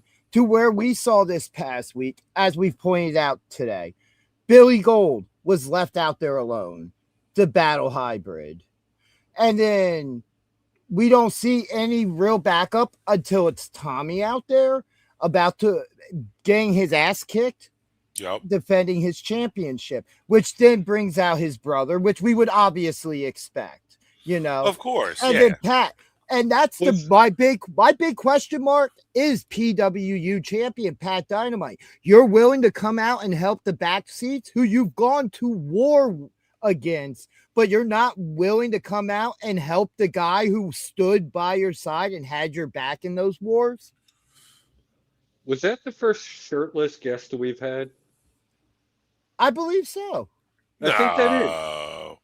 You would think we have a lot of wrestlers on, but everybody's come on wearing a shirt until now. Damn, does that make this show X-rated now? No, I mean, the camera didn't pan down. No, not Do you need to put parental advisory on the bottom left corner of this screen? Only if Jay Jordan's PG. You have to put it on the thumbnail because Amadeus showed some shoulder. But I'd still some shoulder. In the long run, I still do question how much of a team SPO/PWU really Oh my is. God, I just noticed Amadeus came on and our viewership dropped down to 3,000. From like 8,000. I think that's why I just don't even care about this match. Like it just doesn't, like, after Friday, like I'm questioning where loyalties are. I'm talking about on the PWU side, like where people are focused on. Like there definitely wasn't cohesion Friday night, man. It was an all-out bloodbath. Yeah. Line. Yeah, you just pinned the champion. You pinned the champion in any match, you're in line for a title shot. But we kind of know at the moment Griffin McCoy is next in line. Yeah, exactly. Well, yeah. But that does put Alex Rivera in the championship conversation. Alex Rivera should already be in the championship conversation. As much as you know, I have my battles with him. But let's talk about it. He is former SPO champion. Like he is a top. Yeah, he is a top contender. You know what I mean? Like there's no reason why he shouldn't have a title shot. I think he did have a title shot against Pat before, didn't he? No, I think he's had a match with Pat, but not. But it wasn't for the title. I don't think that has happened. I know they fought before because I remember it being might one of the have been main tag cells team. of a Friday night. It was probably tag team.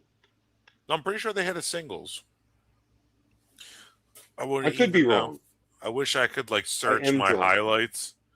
Like, is there a way to search your reels? Because like there's matches that I want to look for, and like it's just Not such a specifically. freaking You would just have to long. scroll, but yeah, you would just have to scroll. I post If too you much. if you titled them all, Well, I mean, there's no way to title them. but at the moment, if I had to pick reels. a winner, Okay. Reels, yeah. If I had to pick a winner Oh. just by what I've seen in the last month and a half, just to be like taking it back just in the current times, it has to be Team Hybrid wins this. They just seem like the more well put together team. Now we do have some X factors in this, like one being Connor Claxton.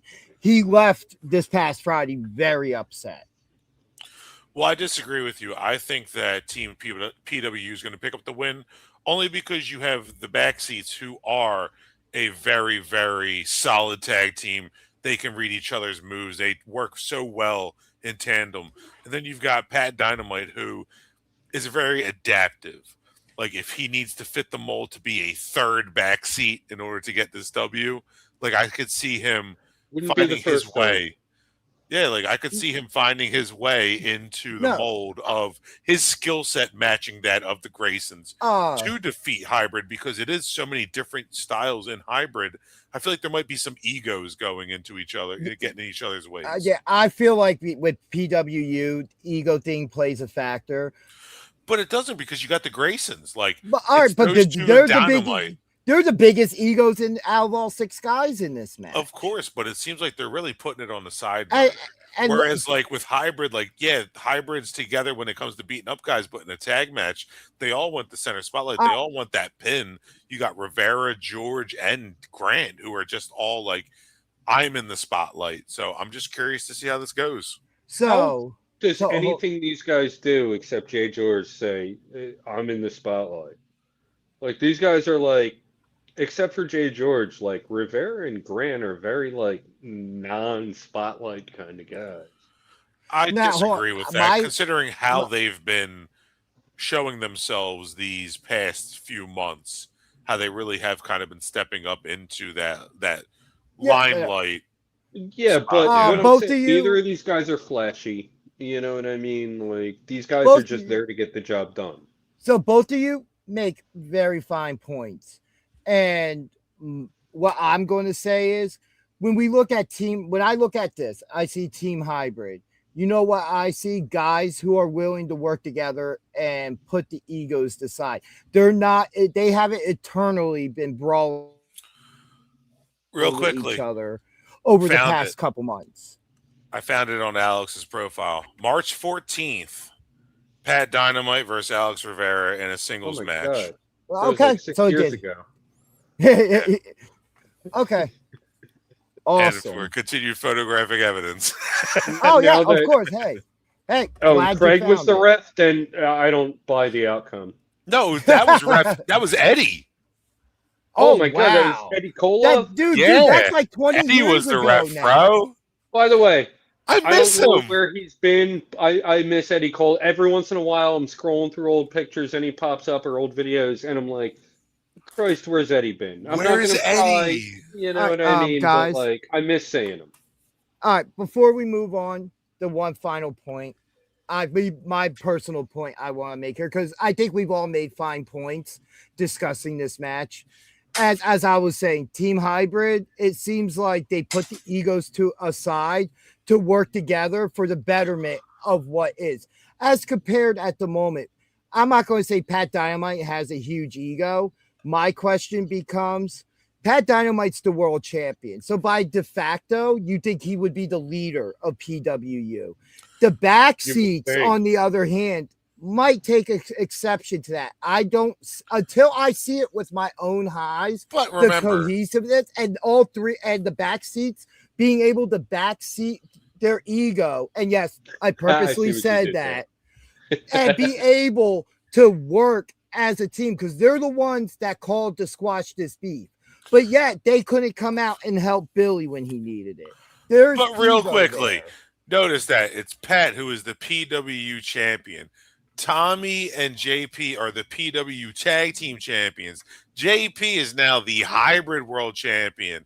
Whereas on Team Hybrid, you've got Jay George, who is the SPO champion, and Declan Grant, who is the Silver Skywalker champion, but Alex has no gold. So I see a team full of champions versus a team full of Yeah. And, one, and 2/3. all right. I No, see a team full of champions against a team where one guy is going to pin the hold biggest on. champion in the match. And I see a set of tag team champions who do not defend their tag team titles, Or choke who them are out. more occupied with singles gold than they are the overall. That's ego right there. Oh, hey, we have these titles that we're not defending, but let I us want to go know when win their these last title singles gold. defense was. When was the Backseat's last title defense? Against Freak the Mighty, the rematch. Yeah, that's what I want to say as well. That it was it wasn't. It was SHP. Oh, They defended the titles at Raderick and Cole Raderick and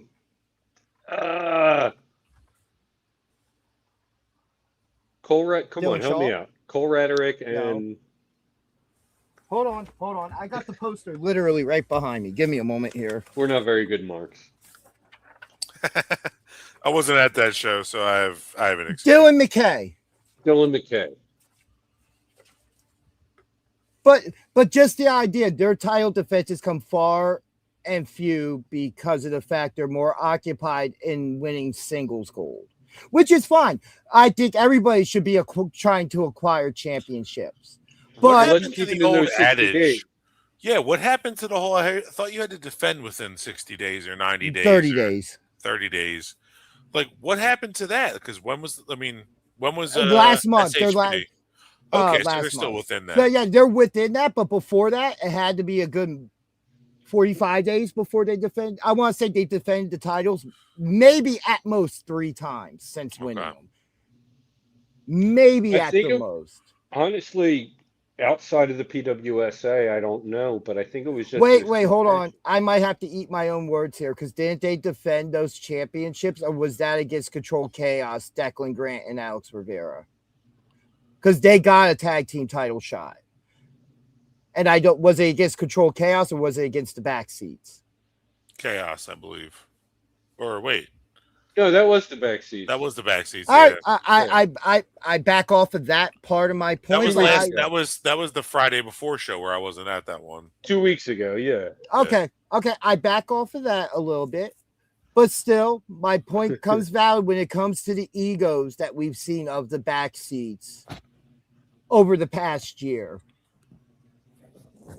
I don't think that they have it in them to be able to fully fit in and let this team become cohesive.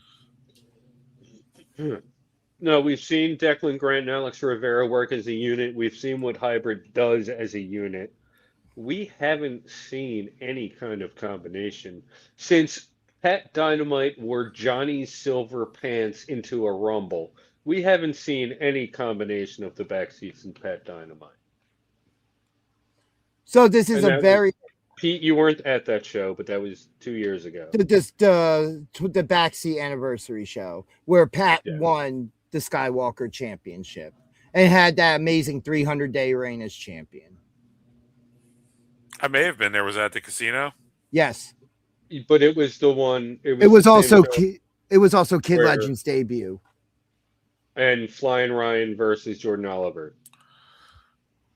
I know I went to a couple, two or three of the casino shows. I don't remember which ones. You would have remembered that one. I know there was one you missed, and I'm pretty sure it was that one.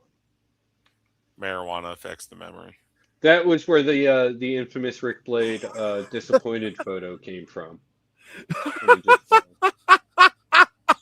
There we go. That was that night. And you weren't sitting there with Pete.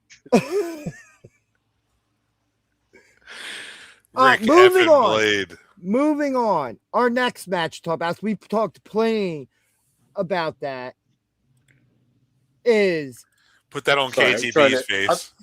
You can't. KTB versus the returning Ezra Coleman.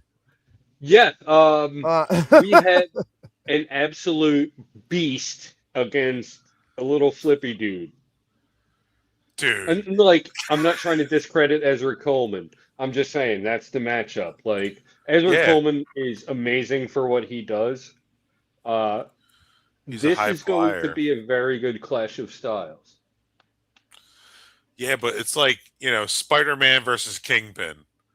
Is Ezra Coleman going to be able to be fast enough to get those attacks in before KTB can register them? Because I don't think he'll be able to. We've seen KTB dominate everybody, no matter their size, big or Not small. only that, I could definitely see KTB shaking off what other people would be floored by Yeah, from Ezra. You know, this is going to be an interesting one. My money's on KTB. Uh, no discredit to Ezra. What I've seen from him has been amazing. yeah, But yeah, Unless Ezra I agree. Coleman can get off to a very fast start and get a quick pinfall victory, the longer this match goes, the more it benefits KTB. but it's see, the problem. definitely going to come down to what punishment can Ezra endure because he's not going to be untouched. Well, the problem is KTB has stamina. He's a big dude, so That's you wouldn't think he'd be able to go as long as he could.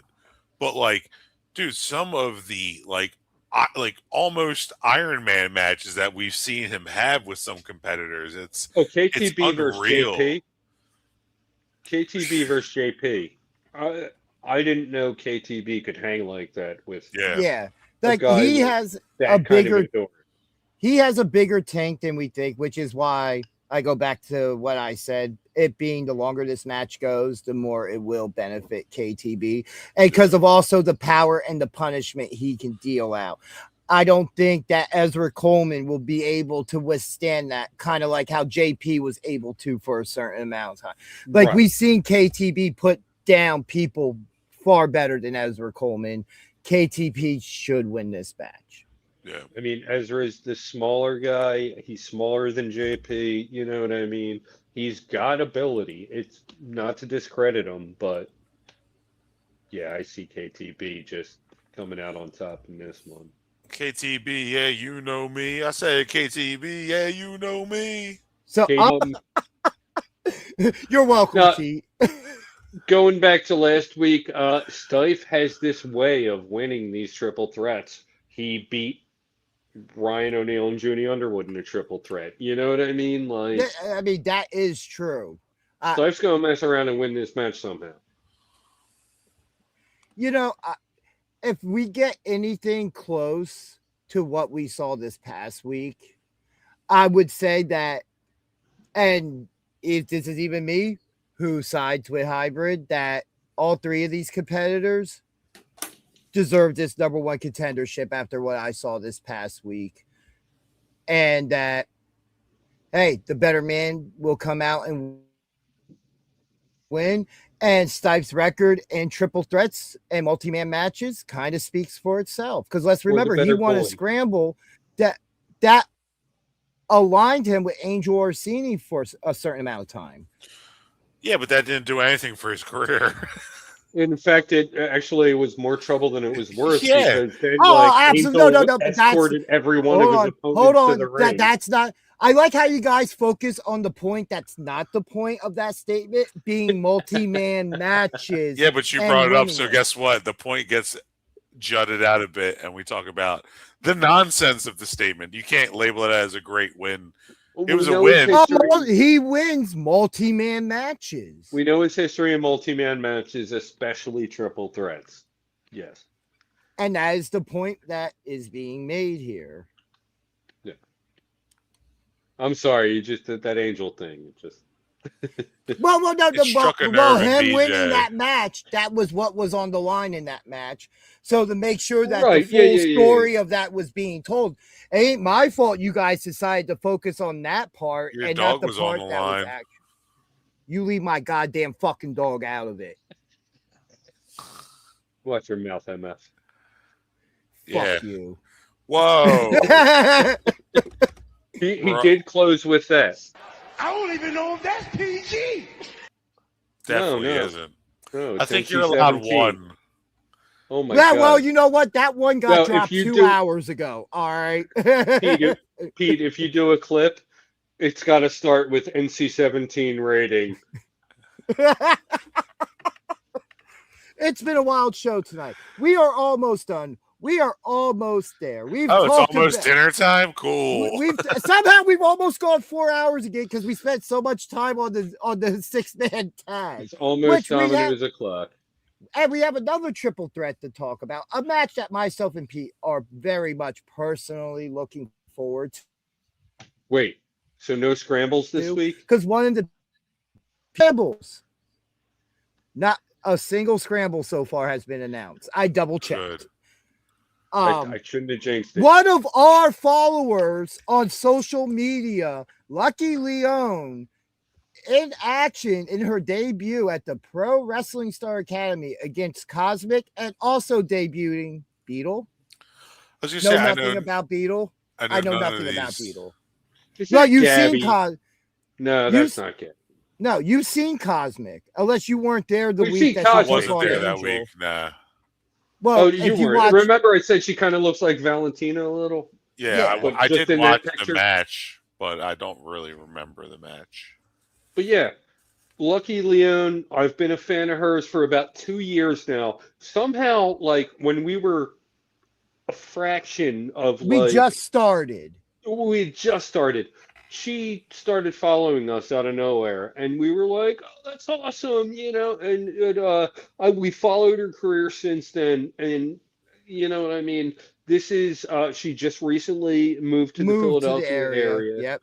and you know she was formerly out of New Orleans and Florida, but she's made her way up to the Northeast, and she's here to leave her mark. And I can't wait to see her in action. I've seen so many clips of what she can do. This girl, I can't wait for Friday.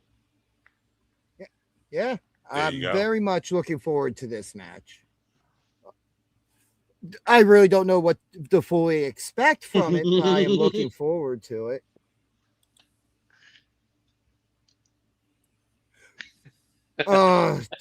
Man, well, come on, bro. Why you gotta point that out? Now you Mike. just put it into the. Come on, man. Come on, dude. I love we you, but almost come got on, through man. this cast, man. Perfect with the come on. Hey, why is the parking lot full tonight? The card's not that big. Well, you know what? Here's the 19-man thing. scramble. Well, here's the thing. There's no scrambles because we're just loaded with triple threat matches this week. This is essentially a scramble. Hold on, let me turn the hat back around for this one. We have in a dojo rules match, triple threat tag team, What high does that fashion, even mean? Primal Fear, and the now former SPO tag team champions, Controlled Chaos. What does dojo rules mean? We'll find out. We'll find out. I feel like they had a dojo rules match before. And I don't really know what was different from it, from the regular match. Unlikable Mark Raspa and Sebastian Valentino, they're nipping at the heels of this. You know what I mean? The real competition is between Controlled Chaos and my boys Primal Fear. I love Controlled Chaos, but I don't know, man. I think this is Primal Fear's time to make an impact. I'm always shooting for chaos. Bottom line. You know, these are three fantastic teams. We have two veteran teams that have been going at it as a team for a while now. You have High Fashion, who's a young and up and coming tag team. So I expect a banger out of this match, to be honest. And this has potential to have match of the night written all over it. Oh, yeah, I hope skip that part. Yeah, absolute banger, no doubt. I hope dojo rules means that everybody can be in the ring at the same time, because I don't really want to watch a tag match. I want to see everybody in just beating each other up. What if it's one member from each team in? I'd rather see it like tornado style. Just me. That's what I want to say. Just an all-out. Yeah. Yeah. Straight chaos. I'm going to be honest. I'm kind of under the assumption that Dojo Rules is going to be tornado tag team style. Cool. Because that would make the most. Never been to their dojo. So, but I feel like that makes the most sense. Why would you have tags in and out in a situation where it's not going to make all that much of a difference in the long run. Yeah. As long Yeah. as they don't do that, like 2 guys in and you can tag anyone nonsense that the mainstream stuff does. Yeah. I just want to see some brawling, bro. Yeah, I just want to see these guys all out, like put a cage around it. Like I know Yeah. that's too much to ask in the PWSA, but honestly, like if you want to see this They wouldn't be able to climb out of it. It would just be like a 6-foot fence. Door exits only. Yeah, no. Like, put this in a cage in any other building, please. But, like, for the sake of this Friday, like, I can't freaking wait. This Yeah. is going to be an amazing match. This might be the match of the night. Agreed. Yeah, I agree as well, since I did just say that a few minutes ago. And then the last thing, we don't know who their opponents are, but new SPO Tag Team Champions Skull and Bones will be in action. Me and you, Ginger, you got this? Let's go. I mean, how about this? You and Pete get in there, and I'll manage you guys. Nah, me and you got to win. Me and you got to win our first title, and then we got to declare Freebird so Pete can get in. You guys got to defend Hybrid, you know. Oh yeah, he can't be a part of this. We've been talking about how Hybrid has been needing a tag team. He is secretly Hybrid. He just doesn't want to. Ladies and gentlemen, boys and girls, children of all ages, Danger Ginger and BJ Talks Wrestling / Drinks Beers are your new hybrid tag team. I will defer that to Gabriel Hodder and Matthew Omen if they will.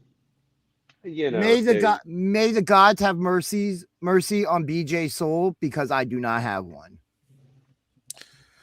But you dude, I sold mine like 25 years ago in a card game, dude. Yeah, no, it doesn't mean the gods still shouldn't have mercy on. But that is our card as we know it right now for this Friday. You guys have any final thoughts or anything like that? Nah. My thoughts are thought on food. Because the name's the cookout. No. I think we covered just about everything. Yeah. Just real quick, I would like to personally thank everybody who stuck with us since Saturday with our SummerSlam watch along, our Raw after show, and then tonight I was a guest on Wyatt Wrestling for their Monday Night Raw watch along. So I am tuckered out from all these streams. And also pay attention to our social media account, because we could have an announcement coming up in the next day or two of something special that only I know at the moment and nobody else on this panel knows, because I was told why we were live on the air. But stay tuned. Next week, you will see me get chopped by a bunch of dudes. You could just say get chopped. No. It's multiple times. Maybe I'll try to get Mother Endless in on it. You'll allow a fourth chop from her. Yeah, you would allow the fourth, I call who the fourth is. And I know exactly. No. If you take the fourth, somebody else makes the call, and it's not me or Pete. I think it should be an outside party.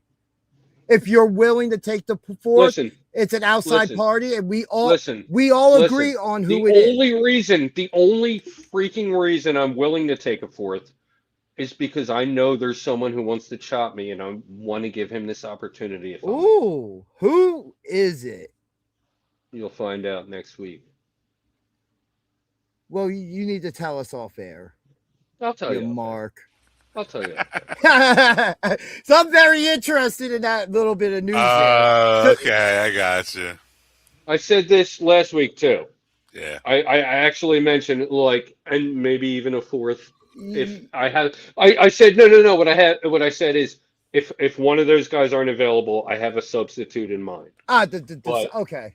But I'm willing to have these fellas line up and let them get their BJ. I don't even And on know that if that's note, PG. On that note, we are Jesus signing Christ. that was on purpose, by the way. I know, Everybody, but still. be good to each other. Stay tuned to the social medias, and we will see you next time for more BJ and DG Talk Wrestling. That's it. I'm done.